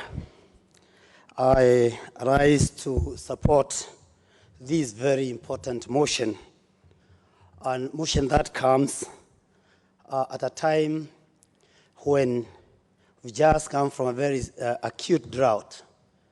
I come from Gatundu North constituency, where we've been providing most of the water that is used in this city. My constituency and neighboring Gatanga constituency, and even parts of Nyandarua. But for the first time in my life, I saw the worst shortage of water. Big rivers, like River Karimeno, River Chania, Darugo, and all these rivers. If the Minister of Transport and Infrastructure can partner with the National Youth Service and such other government institutions, then we could be making efficient and better usage of the resources that we have. When I see us taking the National Youth Service, then after a few days, then they are outside there doing nothing. We recruit others. I call this wastage. Why can't we create such a partnership between this particular ministry and we have the National Youth Service partner them? And besides getting adequate water to drink, adequate water to farm and for livestock, then we can have our people being employed. This also can be enhanced. We got big companies that are doing construction work and making a lot of money in this country. Some which are foreign, others that are local. And you see, anytime we have a sand, anytime we have a quarry, stones, and all this, we leave those open up. Sometimes they become a big risk, like the one we have at Kikuyu. I know there is one that we have in Kikuyu. We have others, even in my constituency, that were left open years and years ago. So if we could actually do this kind of partnership and utilize such facilities, we could be actually be enjoying adequate enough horizontal and vertical economies of scale for the betterment of our country. I also know that we are crying every day that we have unemployment. Many unemployed youths who have gone to taking illicit alcohol, others gone to crime. And if we could harvest water adequately, we would have water that would actually employ them, especially if they could do horticulture, which is 3 months, and you have your returns, such kind of farming activities. Then we need food buffer. And in fact, besides this, we would actually have a food buffer. Although we have a lot of wastage again, the same ministry, besides doing the water works and all that, we could also use it to also help us do infrastructure that can maintain food in case of adequacies. And so, this is a motion we cannot just ignore. In fact, I'll look at many other things that would have done and coordinated to the activities that are happening in this country. And I thought such a ministry would actually be a solution. In fact, this is the time when we think of how we can intermarry ministries that can work together. the Minister of Water, the Minister of Environment, the Minister of... We should have a center point where these kind of ministries are doing things that really assist us. More importantly, the savings we would get if such a thing is done. So many roads are being destroyed by this water, including the prestigious Thika Superhighway. If you just drive there when it's raining, heavy rains, you know that is an important motion. The roads cannot be used. We cannot achieve the purpose for which it was intended, the purpose for which we invested billions and billions of this money. And I'm very sure if this can be implemented, such infrastructure, it's a desert in fact. But if Egypt are able to feed themselves, what are they using? Our water. Why then can't we use the water that's given freely by the Creator, by the Almighty, actually to put ourselves in a situation like Egypt, where they're exporting rice? We also can export rice. We can export food elsewhere. But now we are starving to death, yet the resources are freely available. So I take this opportunity to also thank the people of Gatondo North who are very good in farming and taking these kind of opportunities. The quarries in Makwa, the quarries in Kianguno, the quarries in Darugo, all these quarries, if this motion goes on, will be a lot of use to us as a small economy of that area. And more importantly, I thank them for the way they came out and they voted me despite what happened. And I'm sure they'll come out in the month of August, vote me and vote the president of choice, my president of choice, Uhuru Muigai Kenyatta, and the Jubilee Party. I support. Yes, support. Yes, support. Other members? Honourable members, I propose the question to the motion, which is that they are aware that Article 43 of the Constitution provides that every person has the right to clean and save water in adequate quantities. Further aware that the water harvesting is an important practice for water and management, cognizant of the fact that the earth dams and water ponds would play a key role in water harvesting, especially in arid and semi-arid areas, noting that the large quantity of runoff water goes to waste in most parts of the country. Nashukuru sana. It's actually Madam really it's a very interesting motion, and yes, I remember. Nashukuru sana Madam Speaker kwa kunipea nafasi hii, na nasimama kuunga mkono kwa sababu shida ya maji kama vile tumeweza kujua kwa bill hii ambayo imekuja mbele yetu ni shida ya nchi mzima, na nina haki wajumbe wote tutaweza kuiunga mkono kwa sababu tunaona utaratibu huu ukiweza kufaulu, maji ni uhai. Nina haki, wakati tuliamka asubuhi hakuna mtu hakupitia mambo ya maji, ndio aweza kujitayarisha kwa kukuja kazi, kwa kuweza kuoga mili yetu na pia kukunywa na kupika chakula. Kwa hivyo maji ni kitu ya muhimu sana, na ninakubaliana kuwa utaratibu wa maji lazima upangiliwe kwa njia mzuri, kwa sababu najua tuna maji ya kutosha, lakini mikakati ya kuweza kuweka maji pamoja na kuweza ministry na department zote tuweze kuiweka pamoja kwa kutengeneza utaratibu wa maji imekuwa ni shida, kwa sababu hata kwa constituency yangu Bahati kuna maji ya kutosha, lakini ukiangalia mikakati ambaye iko ya kuweza kuweka maji pamoja inakuwa ni shida. Na ndio pengine tungependa kuambia hata wananchi wenyewe waweze kujua, wanalia kwa sababu ya barabara, lakini tukitengeneza barabara tuna shida tunaye zaidi, kwa sababu wananchi hawataki kutupea nafasi ya barabara ikitengenezwa na mainjinia, njia ya kuweza kushika maji ambaye mvua ikikuja itaweza kusaidia zi baadaye. Maji inakuja, mvua inakuja, itakuwa itakusaidia kwa maisha ya baadaye na kwa maisha ya watoto wetu. Kwa sababu ukiangalia maji ambaye inapotea kwa sababu ya mikakati na sheria kukosa kuwekwa pamoja, inafanya tupoteze wakati mkubwa sana na inafanya maji ipotee mengi sana. Ukiangalia Madam Speaker, kwa sasa kumekuwa na mvua, lakini imekuja kwa muda mfupi na watu wameanza kulia maji, inaanza kuharibu mashamba na inaanza kuharibu mambo mengine. Na baada ya wiki moja ama wiki mbili tena mvua ikikwisha, tena tunaanza kulia mambo ya ukame. Hii ni kuoneshana mipangilio na mikakati hatujaiweka vile inatakikana. Kwa hivyo jambo ambalo liko mbele yetu la kuweza kuweka mikakati na sheria za kuweza kusaidiana na kulete wadau wote kwa pande zote tuweze kuweka mikakati mizuri ya mambo ya maji ni ya muhimu kwa Kenya hii. Na ningetaka kusema hata imekuja imechelewa.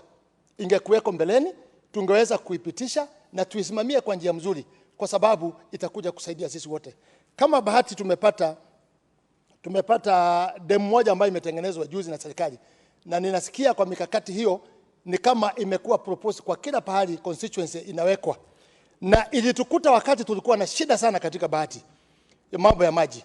Na nina haki sasa watu ya bahati wameanza, ni kadogo lakini watu ya bahati wameanza kusherekea kwa sababu wanaanza kupata maji kwa njia mzuri. Kwangu katika constituency ya bahati, unaweza kuta maji na demu ambaye zimekuweko zilikuwa wakati ya ubeberu. Miaka karibu 50-60 ambayo imepita. Lakini haijaweza kunakuliwa upya ili iweze kuweka maji kwa sababu ya wingi wa watu vile tunaendelea tukiwa watu wengi. Kwa hivyo jambo hili ni la muhimu na ninaliunga mkono na ninajua wana Kenya watafurahia tukishapitisha hii, tushirikiane sisi wote ili tuweze kuweka mikakati na sheria nzuri ambayo inahusu mambo ya maji. Asante sana Bwana Spika kwa kunipa nafasi hiyo. Asante sana. The member for Kajiado, Honorable Mary Senator.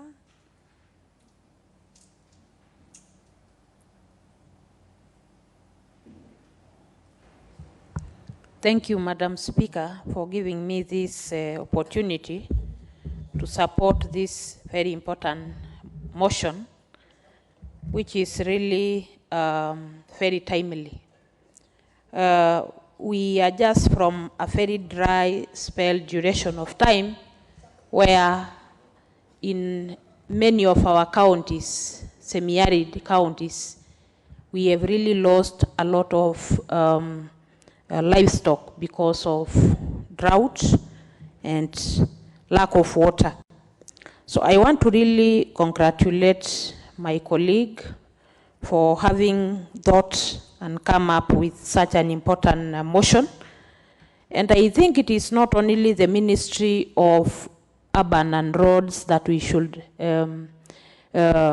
emphasize that they should come up with mechanisms of water management, but we should also encourage the Ministry of Agriculture to look into harvesting this run of water, because water is a very important necessity. It's actually life. So we need, as a country, to really think of ways of harvesting water and also managing water. Taking note of even the climate change, within the last 5 years or so, we have experienced raining in a short time, in a short while, and within 2 weeks, it's gone.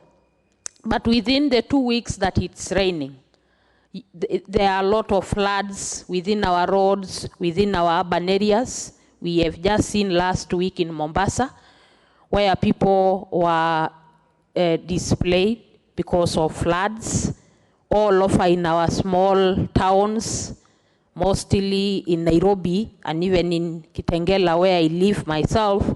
Whenever it rains for a short while, there are quite a lot of floods that display people and even properties.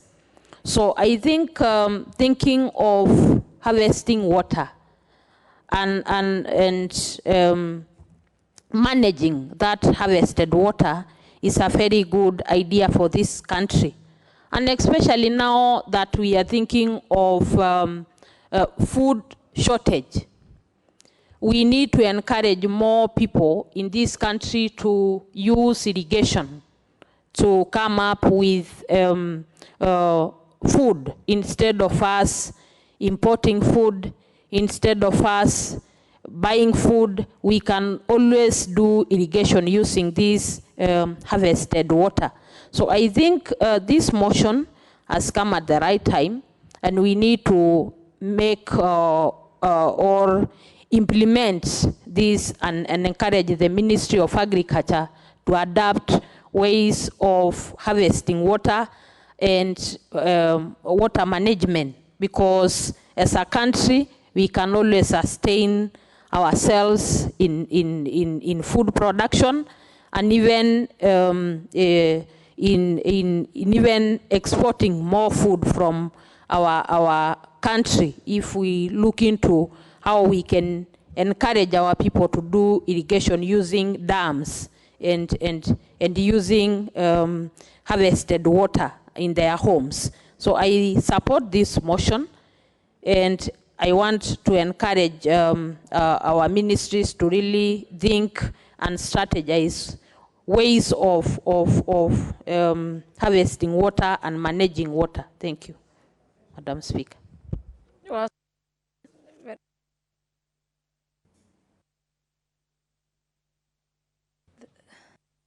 Order. Yes, the Honorable Member Foyata. Next on my request list, Francis Kilonzo. Thank you, Honorable Speaker. Honorable Speaker, I arise to support this motion because sometimes I ask myself, do we really as a country, as sometimes a region, sometimes as Yata constituency, have an contract to supply Indian Ocean or another, either lake or even these big rivers with water? Why am I saying this, Honorable Speaker? Sometimes you can have a rain, a whole week, every day raining, but 2 weeks later, you hear that particular region, that particular area, people are crying because of lack of water. The drafter of this motion has done a commendable job, Honorable Speaker, and I want to urge the relevant departments, not only agriculture, not only the Minister of Infrastructure, because I think it has actually very little to do with this motion.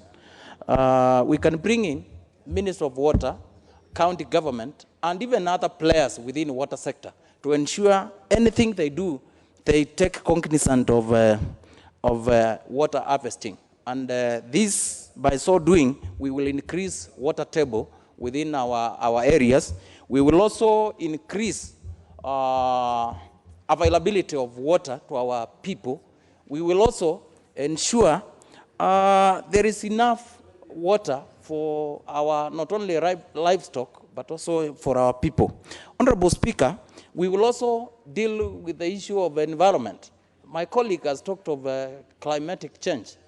If as a country, from the day we attained independence, we took this route of water harvesting, today this country, we could not be talking of environmental destruction the way we are doing, the way we are talking today. Honorable Speaker, I come from a region where we have one of the major rivers in this country, that is Athi River. Today, Athi River is highly polluted, courtesy of failure as a country to address what we are discussing today here, Honorable Speaker. And I think, Honorable Speaker, this motion is addressing many challenges we are facing as a country, and I'm sure at the end we will have to come up with we will discuss and maybe come up with a solution to this. Honorable Speaker, my last comment is on, as much as we are talking of water harvesting, as much as we are talking of directing where water should follow as, once it rains, we need to be moving in the right direction. Thank you, Honorable Speaker. Well spoken. The Honorable Member, Honorable Sakaja Johnson, incoming Senator. Thank you, Madam Speaker. Many people are not aware that what has been some sort of relief in parts of the city has been the alternative drainage and sewerage systems that are really owned by the Kenya Railways, you know, and other such old institutions. That is from the Kileleshwa side, Lavington area, parts of Upper Hill, etc. So there is a need for both, the prayers in this bill to be followed. Of course, that includes, there is an imperative to use modern methods of agriculture in backyards and in balconies, in houses in the city, using even what we call guinea bags or gunia in Kiswahili. so that people can grow their vegetables, tomatoes, kumawiki, spinach, etc., using such water once it is certified for use for agriculture. Madam Speaker, flood flows in urban environments, have been investigated relatively recently, despite many centuries of flood events, and this has been happening in many areas. We also need to talk about storage of this water. I remember the budget of 2009 provided for, inclusion of water harvesting infrastructure in primary schools. I'm not sure this has been implemented, because you find that you have structures, you have buildings, you have houses that don't even have gutters to harvest water from rain, Madam Speaker. Even before it becomes necessarily surface runoff, once it gets to our roofs, this should be able to connect to tanks, and water storage must be provided.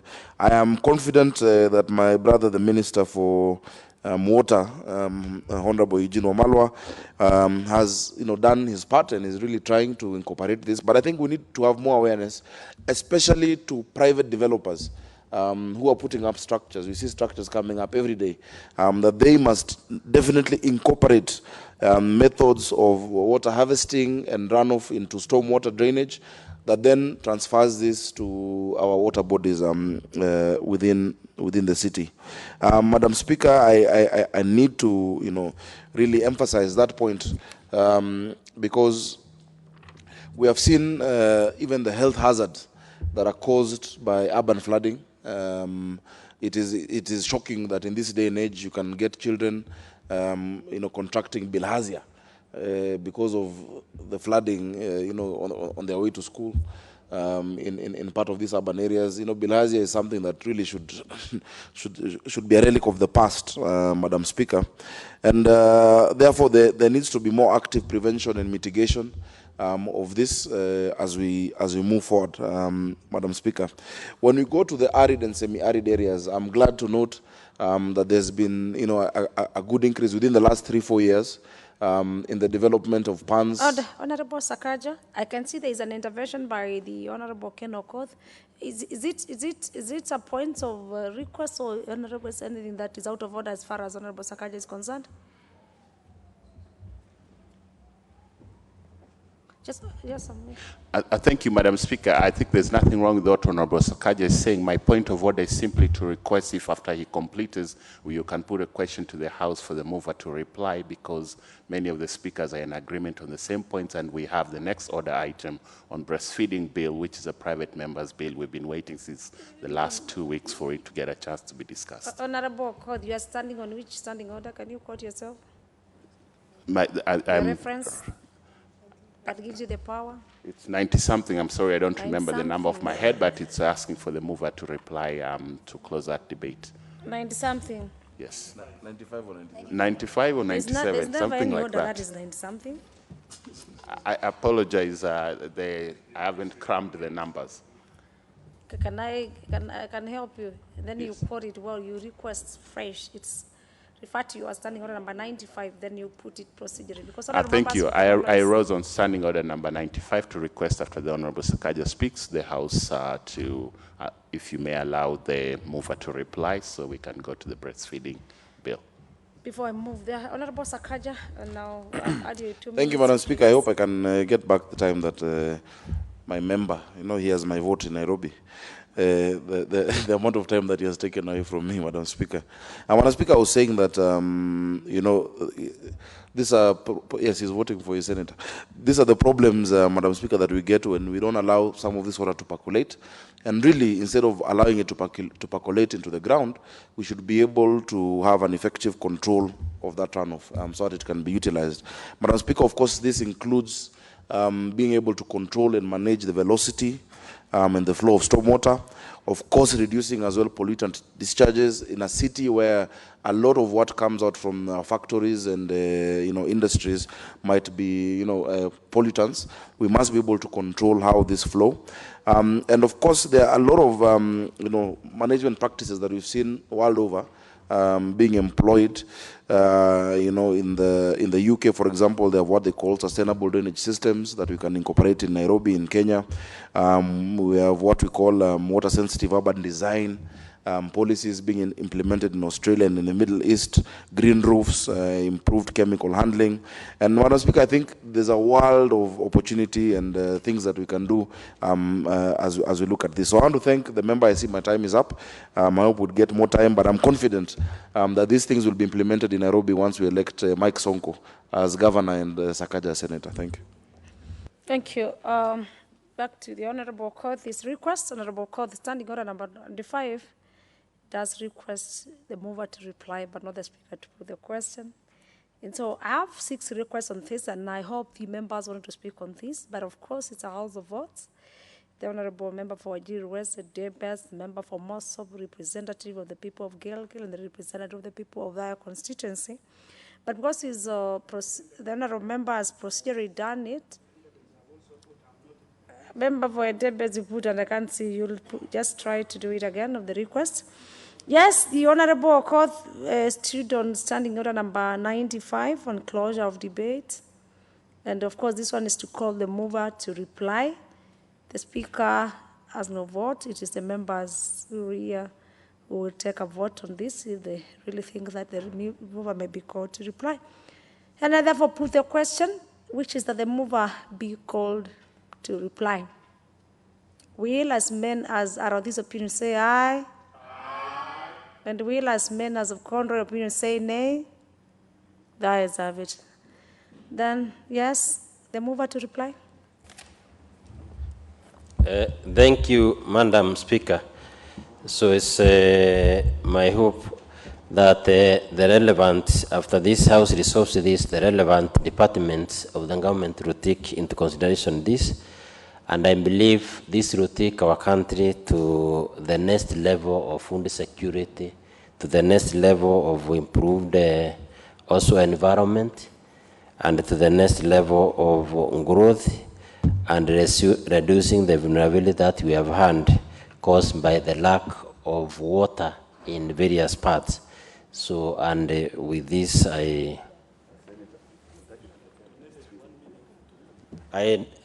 Madam Speaker, before I end, I donate 1 minute to Mheshimiwa Pokose. I donate a minute. Honorable Member for Entebes. Yes, you heard him donate. But honorable members, we are aware of the procedure of premature closure of debates when the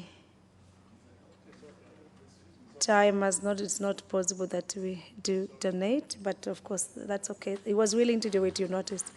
So yes, honorable members, I'm not in a position to put the question on this, if the debate has been closed on this motion, and I do order that the debate, that the question will be put in the next appropriate time, as it will be allocated by the House business. Next order. Order number 10, the Cancer Prevention and Control Amendment Bill, National Assembly Bill number 51 of 2016, second reading. Second read of the Cancer Prevention and Control Amendment Bill, National Assembly Bill number 51 of 2016 by the Honorable Gladys Wanga. As per the order paper. Yes, from where I sit, I can see that the Honorable sponsor of the bill is not in the House, and I so do defer the bill for the second reading as it will be allocated by the House business. Next order. Order number 11, the Breastfeeding Mothers Bill, National Assembly Bill number 13 of 2017, second reading. I can see, yes, the sponsor of the bill. The Breastfeeding Mothers Bill, National Assembly Bill number 13 of 2017 by the Honorable Sabina Chege, MP. Chege, you are ready to move?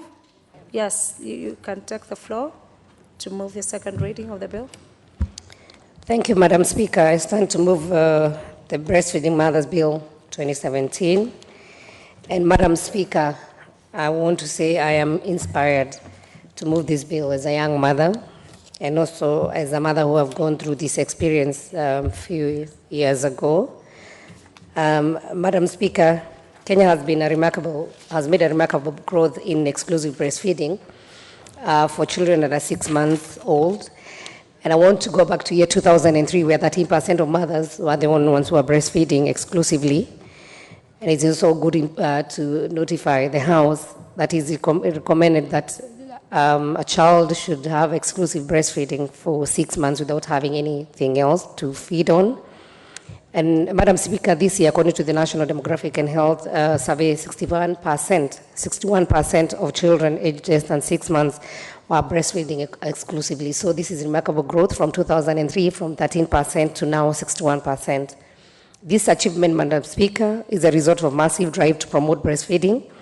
And two of the programs set up by the Kenya government are the baby-friendly hospitals initiatives and the baby-friendly community initiative that promote breastfeeding in hospitals and at time of delivery and other breastfeeding initiatives in the community.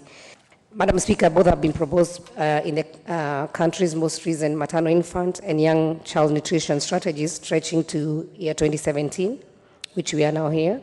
Although the initiatives have not yet been scaled up fully, they have created mass awareness of breastfeeding, and government plans to increase exclusive breastfeeding to 80% by the end of this year. Madam Speaker, a recent study in 6 counties within Kenya looked up into the challenges among Kenya women around breastfeeding, and it considered that women in different settings, from urban to poor to middle income and rural areas, have several challenges when they are feeding their children, that is breastfeeding. It is therefore important, since breastfeeding reduces the child mortality rate. And for example, in poor countries like Peru, where the government's initiative in promoting breastfeeding has helped in reducing child death, with their mortality reducing to 19, from 1,000 deaths to 19. So, Madam Speaker, we have had, as women, challenges when breastfeeding. Some of these obstacles are like the woman has to go back. The maternity leave is only 3 months, so you have to go back to work. And bearing in mind that then, yes, the child is supposed to breastfeed for 6 months exclusively. Of course, lack of food in some areas, poor knowledge on how to handle breastfeeding, and where we have the teenage and pregnancies. And those are some of the challenges that have actually hindered breastfeeding, not forgetting the health-related issues like HIV, where HIV mothers are not allowed to breastfeed. We've also had constantly looking for a job, and often, most of them casual laborers, and they're not entitled to maternity leave, and they also have very limited pay. That does not allow them to save enough for the period that they have to be with their child for 6 months. This means that they have to resume work shortly. Some of them don't even wait for a month, Madam Speaker. They even go back to work after 2 weeks so that they can be able to earn a living and take care of their child. They also have, some of them work for very long hours, and the environment are not conducive for carrying babies to work, or even to breastfeed, or even to actually have their milk, they pump their milk and have the milk stored safely. Another challenge, Madam Speaker, for middle-income working women is the lack of workplace support, such as breastfeeding rooms and facilities to either breastfeed or express milk. And Madam Speaker, also even facilities, if you have your child, if you're traveling, if a woman is going to a marketplace, a place where one can actually go in and even change a diaper or nappy. Madam Speaker, the harassment that women go through if a woman has a child and the child soils the nappy, and they need to change when they're in a matatu, traveling or even walking to the market. When you go to the marketplaces, you will find the public toilets, even the person without a child cannot even get inside those toilets. And some of them, if you go with your child there, they'll pick infections from there. If you go to the restaurants, a lot of those restaurants, you'll not be allowed or you'll not be able to change your child, to change the diaper there. And Madam Speaker, so the women end up frustrated, and they might even end up leaving their children at home because they don't have a place or a facility where they can be able to do that. Some women, Madam Speaker, narrated stories of having to express their milk in very uncomfortable setting, and such as toilets. And Madam Speaker will say, It is even a shame that this house, that is a house that makes laws, has no room for women to actually express their milk or even to breastfeed or change their milk. Madam Speaker, although the flex time for breastfeeding breaks are recommended internationally through the Maternity Protection Convention, Kenya has not yet ratified this convention. Globally, despite the success that Kenya has made around exclusive breastfeeding in the last few years, more needs to be done to ensure rights of mothers and children are realized. And Kenya also needs to ratify Maternity Protection Convention, as I say, although women in the formal sector in Kenya are entitled to maternity leave, breastfeeding breaks and flexible time are not provided in the law.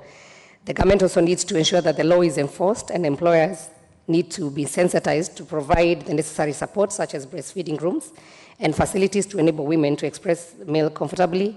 These measures are key in ensuring continued exclusive breastfeeding even after women resume work after their 3 months of maternity leave. For the informal sector, there may be need to reconsider labor laws in the possibility of social protection measures, specifically targeting women. Generally, there is also need for the public to be sensitized about the need to support breastfeeding women to ensure that they all have necessary support to combine with the breastfeeding. It is not always very uncomfortable when a woman removes the breast to feed the baby and you see everybody staring. And Madam Speaker, I think they need support and love when they are feeding these children. Such support include allowing mothers to carry babies to workplace, both informal and also in informal sector. Madam Speaker, I have a few recommendations in this bill where I would wish that at least the first 6 months after giving birth, the mothers should be allowed to work for a few hours. For example, working between 10 a.m. to 4:30 p.m. Those hours will give them enough time to breastfeed. They should be also allowed to have baby nurseries at their workplace for babies up to 6 months to enable the mothers to breastfeed.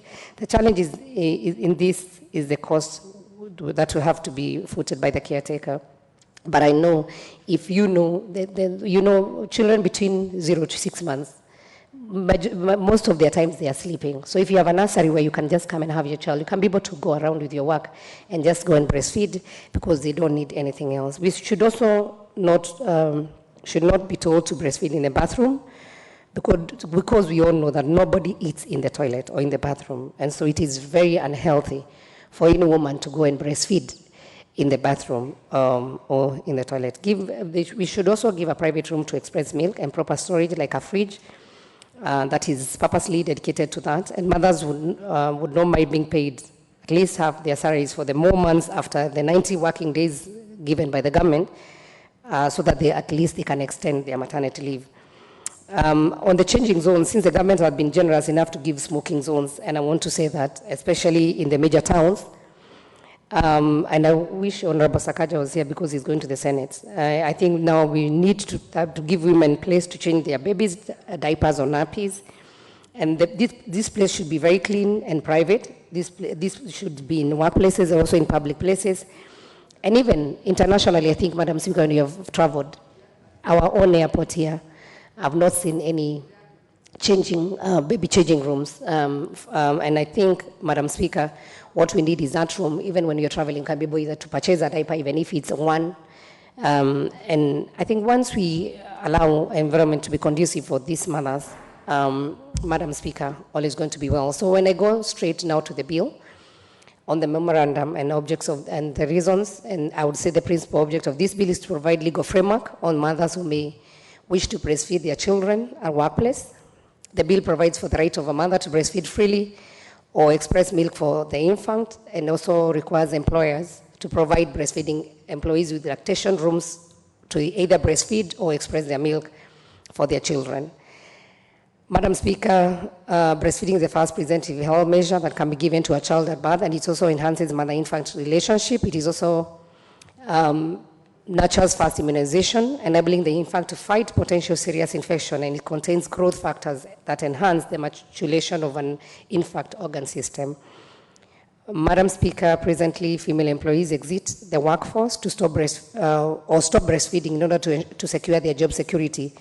And I want to say that no woman should be forced to compromise the health of her child in order to make a living. And so this bill is trying to make sure that no woman will compromise the health of her child in order to make a living. The part 1 of the bill provides for preliminary matters, including the title of the bill and the interpretation of terms used in proposed act, and part 2, from clause 3 to 9 of the bill, provides the fundamental principles and rights at work for a breastfeeding mother. It provides for the right of to freely breastfeed or express milk for the baby. It also places an obligation on the employers to provide breastfeeding working mothers with rooms to either express their milk or breastfeed. It also provides for the standard of such rooms. The bill further provides for baby changing tables or rooms. This is important because the greater majority of public finds it uncertainty to change a baby in a public setting, such as a restaurant or a public toilet. This provision will also cater for persons who are traveling for long distances in the accompaniment of babies, ensuring that in each public restroom, a baby changing facility is provided. This part also provides for the power of the Cabinet Secretary to make regulations for the better carrying of the proposed act. This bill is affecting counties, and it's an ordinary bill. And Madam Speaker, it might occasionally occasion additional expenditure, but this is what is what is given within the estimates, and we don't need to look for extra funds to provide this. Providing a table, making just a special room within a public building, you don't need additional funds. So, Madam Speaker, I move, and I would like to ask Honorable Ken Okoth to second. Very well moved. The Honorable Member for Kibra to second the bill.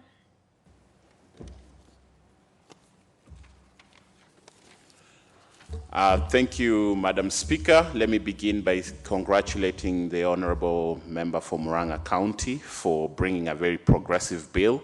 And I am delighted that even though there is just a few weeks left to the end of this parliament, that good initiatives from private members are getting a chance to be passed to become the law of Kenya.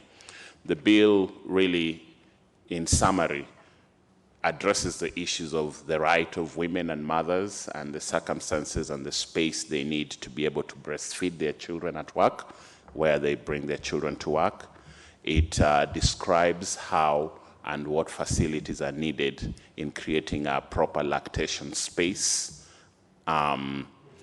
It also provides for a chance for women to be given the time to take time off when they need to cater to their child and breastfeed. It encourages employers and gives guidelines for them to create flexible work arrangements for mothers who are breastfeeding. And when we talk about some of the major things that Honorable Sabina has mentioned at the end of her presentation when she was moving this bill, it provides for the necessary baby changing facilities. I think for infants, a baby changing facility of certain hygienic standards is really important. When you think about how people travel in this country, access to restaurants, places of work, really, if you bring your child along, it is important. And it also provides for the general penalties where the rights of mothers to benefit them and the employers overlooking those rights are disregarded. I think the health of our nation and the health of our people is the biggest asset that this country can have. And children who are breastfed, and the recommended guidelines are that children to be exclusively breastfed for 6 months, develop much stronger, their cognitive ability, their brain development, their immunity, their bones, and all these issues benefit from the longer the chance that a mother has to breastfeed. And 6 months is really what is recommended. We know in many places in Kenya, the maternity leave is really limited to just 3 months. So creating a culture and framework and systems in place to make sure that women who are coming back from maternity leave but still need to be accommodated to continue and try to aspire to that goal of exclusive breastfeeding for the first 6 months and maybe even longer are facilitated is really important. The bill and its provisions will help us to break some of the taboo issues around public breastfeeding and make it much more reasonable and acceptable. So, and to compliment Honorable Sabina Chege for moving this bill, and I hope that many members of the House will support it and it can go to third reading stage and become a law of our land very soon. Thank you, Madam Speaker. I support. I second. You second. You second. Honorable members, I propose the question, which is that the Breastfeeding Mothers Bill, National Assembly Bill number 13 of 2017, be read a second time.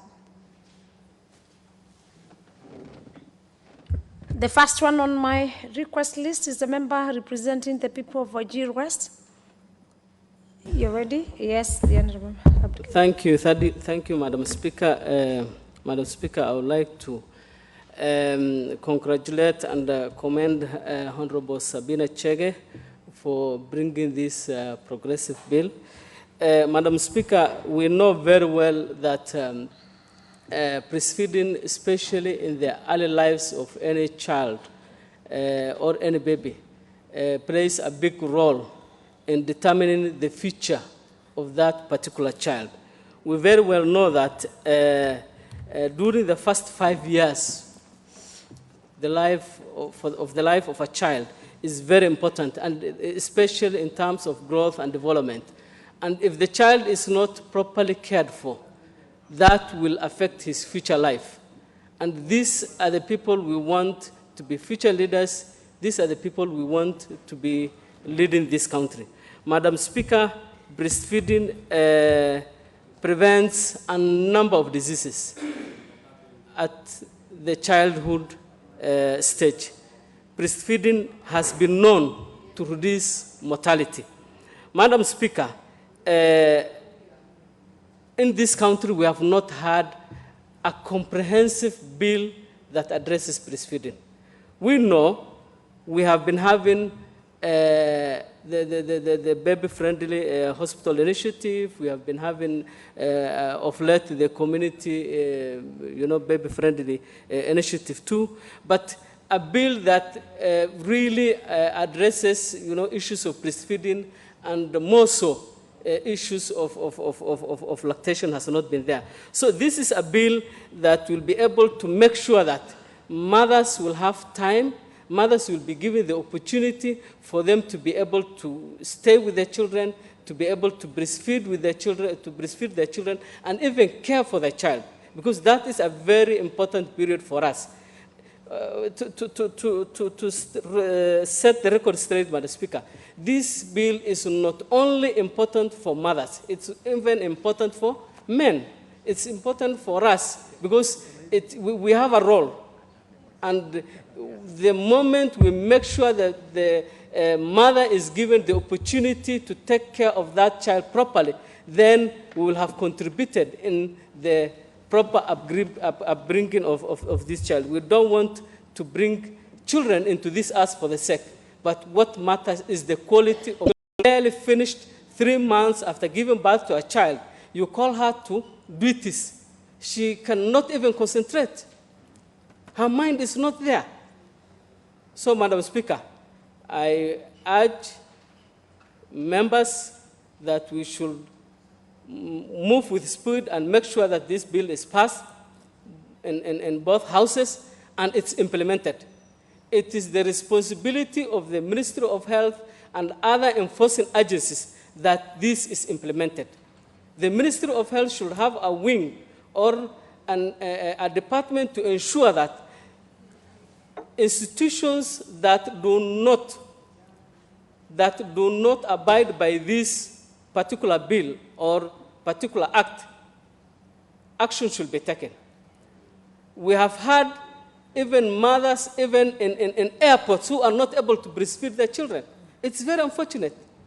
Jomo Kenyatta Airport, which is an international airport, serving hundreds of countries and citizens from all parts of the world. We cannot have even spaces where we can breastfeed our children. It's unfortunate.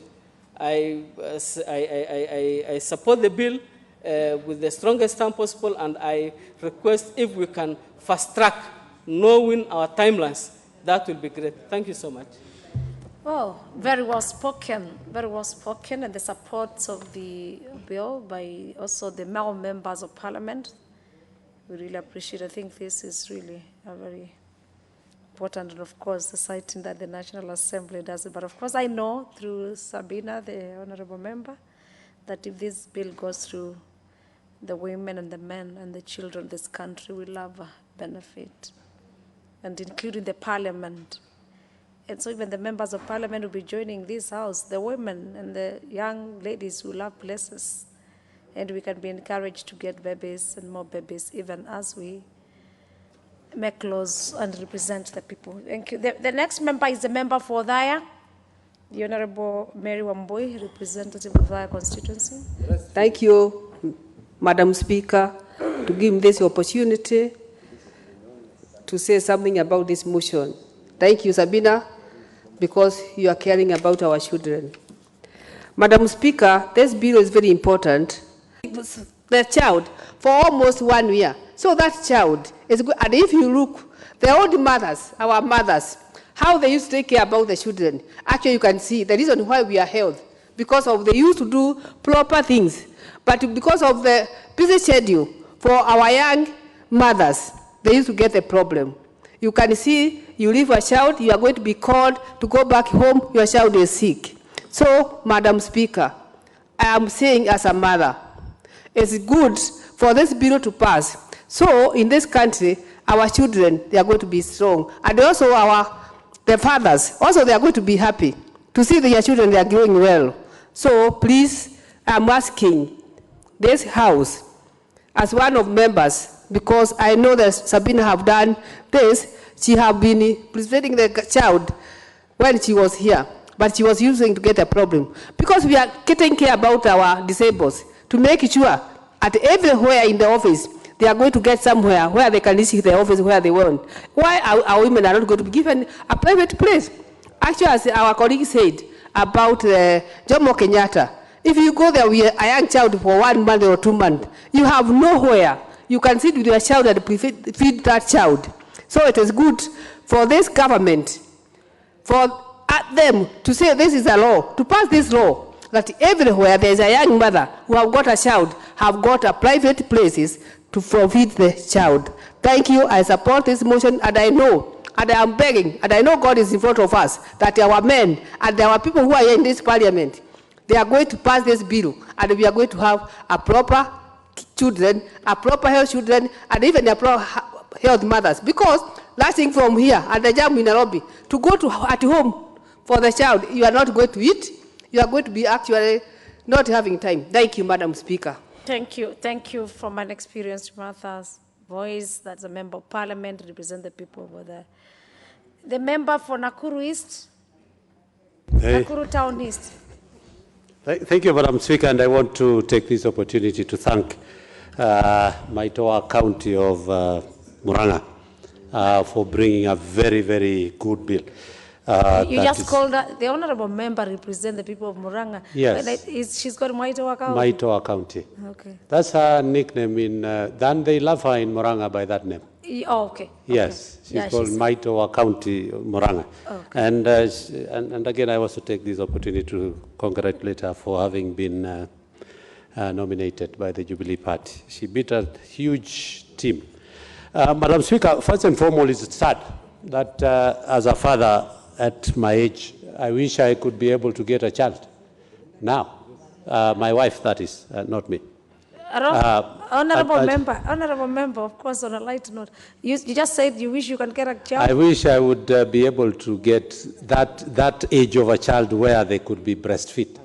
You know, because... But you are able and capable. Anyway, I know it's on a light note. And I'm sure nothing has stopped. The bill is going to come. You can add many and many. The bill, all I'm just saying, Madam Speaker, is that my age, I don't have, my last born now is, I think, 9 years. And I'm not intending to have another child. All I'm just saying, my children, or my daughter and my son, that they are going to benefit immensely from this bill. And that has affected my child, my son, Thomas, and my 3 daughters. And I wish this bill, Sabina Chege was in this parliament 10 years ago, and I would be one of the biggest beneficiaries. But I want to say that for the young Kenyans out there, the young mothers and the young men, and rightfully, as Honorable Ore has just put it, I'm only a little bit, I don't agree with the title, where it says the breastfeeding mothers bill. And Ore has just put it very clearly, that this bill is only not for mothers. It's also going to assist, like my wife had to stop her employment to breastfeed my children, all the 4 children. And now, and you can see now the stress which I was going through to feed my family alone. And yet, if this bill was in place, so the young men and women out there, I want to assure them that now you don't get scared of getting pregnant. Don't get scared that the maternity leave is not enough.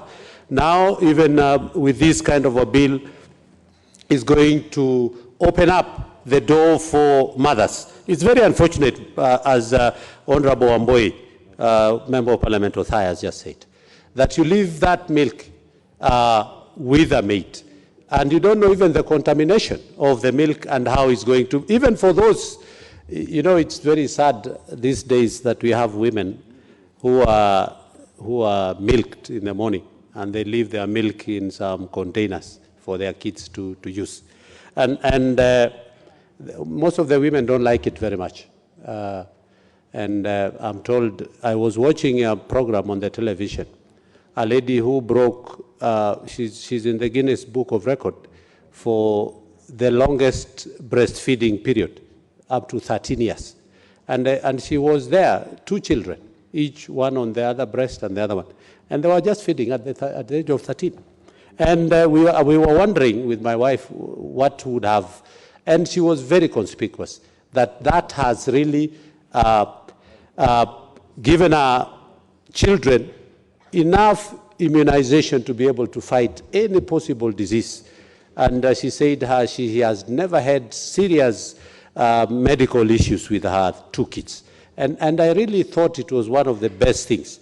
But at the same time, much as it has given conditions for employers or any other person or public places where you have to provide for these provisions for where women can go and do that, we would also ask women not to be scared. They need to be proud. The other day, I think there was a breastfeeding day, and mothers were just sitting on the street and everywhere, and they were just feeding their children anywhere without. We are also asking women not to be scared or to feel ashamed that you can just walk in a place, sit on a bench in a public place and feed your child. So I don't know whether it is bad to see a woman's breast in the public, but it's Yeah. Well, I'm sure what he's saying. Anyway, but I think it is also that we are also urging women not to be scared, that there are, most of the occasions I see women carrying some other lighter clothing. They cover, and maybe the child is not getting enough oxygen. And again, they have to uncover and keep on. And I think it is, but at the same time, this law should have provided for penalties for women who refuse to breastfeed their children just because they are going to lose their beauty, just because they say their breasts are not going to be any better or firmer as they used to be. And they refuse to breastfeed their children just because they are going to lose their beauty and their figures and shapes and things like that. So we, in the 3rd reading, will be asking, we'll be bringing, and I hope it will be accepted, that those women who refuse should also be penalized for refusing to take. Okay. I know you will have. And actually, that is what I was saying about the title. It should be, we are going to sit down with the owner of the bill so that we can be able to get a better, because it's not only for mothers, it is, and I want to agree, Adol Sabina, that you've done a very, very good bill that we are hoping. And this, Madam Speaker, we have only another, I think, four more sittings. And this is one of the bills that we would have wanted. I'm only hoping that I'll be here, but this is one of those fundamental or key pillars of bills that can be said the 11th Parliament did enact. And I know the President is going to append his signature quickly. So we are also hoping that, Madam Speaker, you will allow once maybe the other speaker have given, and of course Millie has an opportunity to talk, and then you can ask the speaker to, so that we can vote and see whether we can have. With those few remarks, Madam Speaker, I support the bill. You support. Thank you, Honorable Gikaria. And of course, your observations, I'm sure the sponsor of the bill, Honorable Sabina, is listening, including the title. You can talk to about proposals and amendments. I know in that reading. In the committee stage, so many things will happen. But it's interesting how the men are appreciating, and even including how the women lose, the babies don't get oxygen. It's quite an experience. And why they should not be scared while breastfeeding. I think the bill is going to take care of all these other fears. Order. Yes. Honourable members, in the next time to debate on this, we'll have a balance of 2 hours and 55 minutes to debate the bill.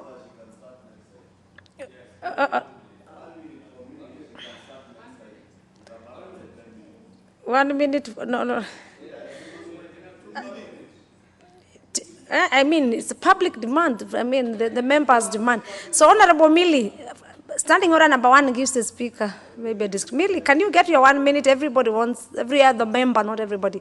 Honorable members. Thank you, Madam Speaker, for giving me this opportunity. Madam Speaker, I request that using your discretion, understanding order number 1, that you extend for me the time by 3 minutes. But Madam Speaker, having said that, I want to congratulate the Honorable Sabina Chege for bringing this bill. Indeed, it's testimony to the fact that we did not do wrong by supporting the position of 47 women. I know a lot of people have been saying that the 47 women are flower girls. They are not flower girls. Indeed, it shows that when you bring women, they bring in issues that are very dear to the women. So I want to congratulate Honorable Sabina Chege, and I think it is because of that that her people had confidence and really gave her the opportunity to defend her seat yet again. So I want to congratulate her. Madam Speaker, I would also want to say that as the members, I can see the main members are very opposed to it being a breastfeeding mothers bill, and they want to also be breastfeeding fathers. I'd want to suggest that Honorable Ichung'wah be the first breastfeeding father when this bill does pass, because I know it's going to pass. And I want to say in the same spirit that Honorable Gikaria was concerned that he will not be able to have another child because of his age. I am going to have my first baby after 50 years, Madam Speaker. With the technology now, you can do everything. So I'll also be a beneficiary since I'm coming back to this parliament with assisted technology. So I will be a breastfeeding mother, even as Ichung'wah will also be a breastfeeding father. But having said that, this is a matter of reproductive rights of women. And I want to challenge the parliament, the government of Kenya, especially the executive, that if you actually look at an advert that was indicated about 3 days ago on menstruals, a policy on menstrual hygiene for women, if you see all the people that were being advertised, all the PSS were men.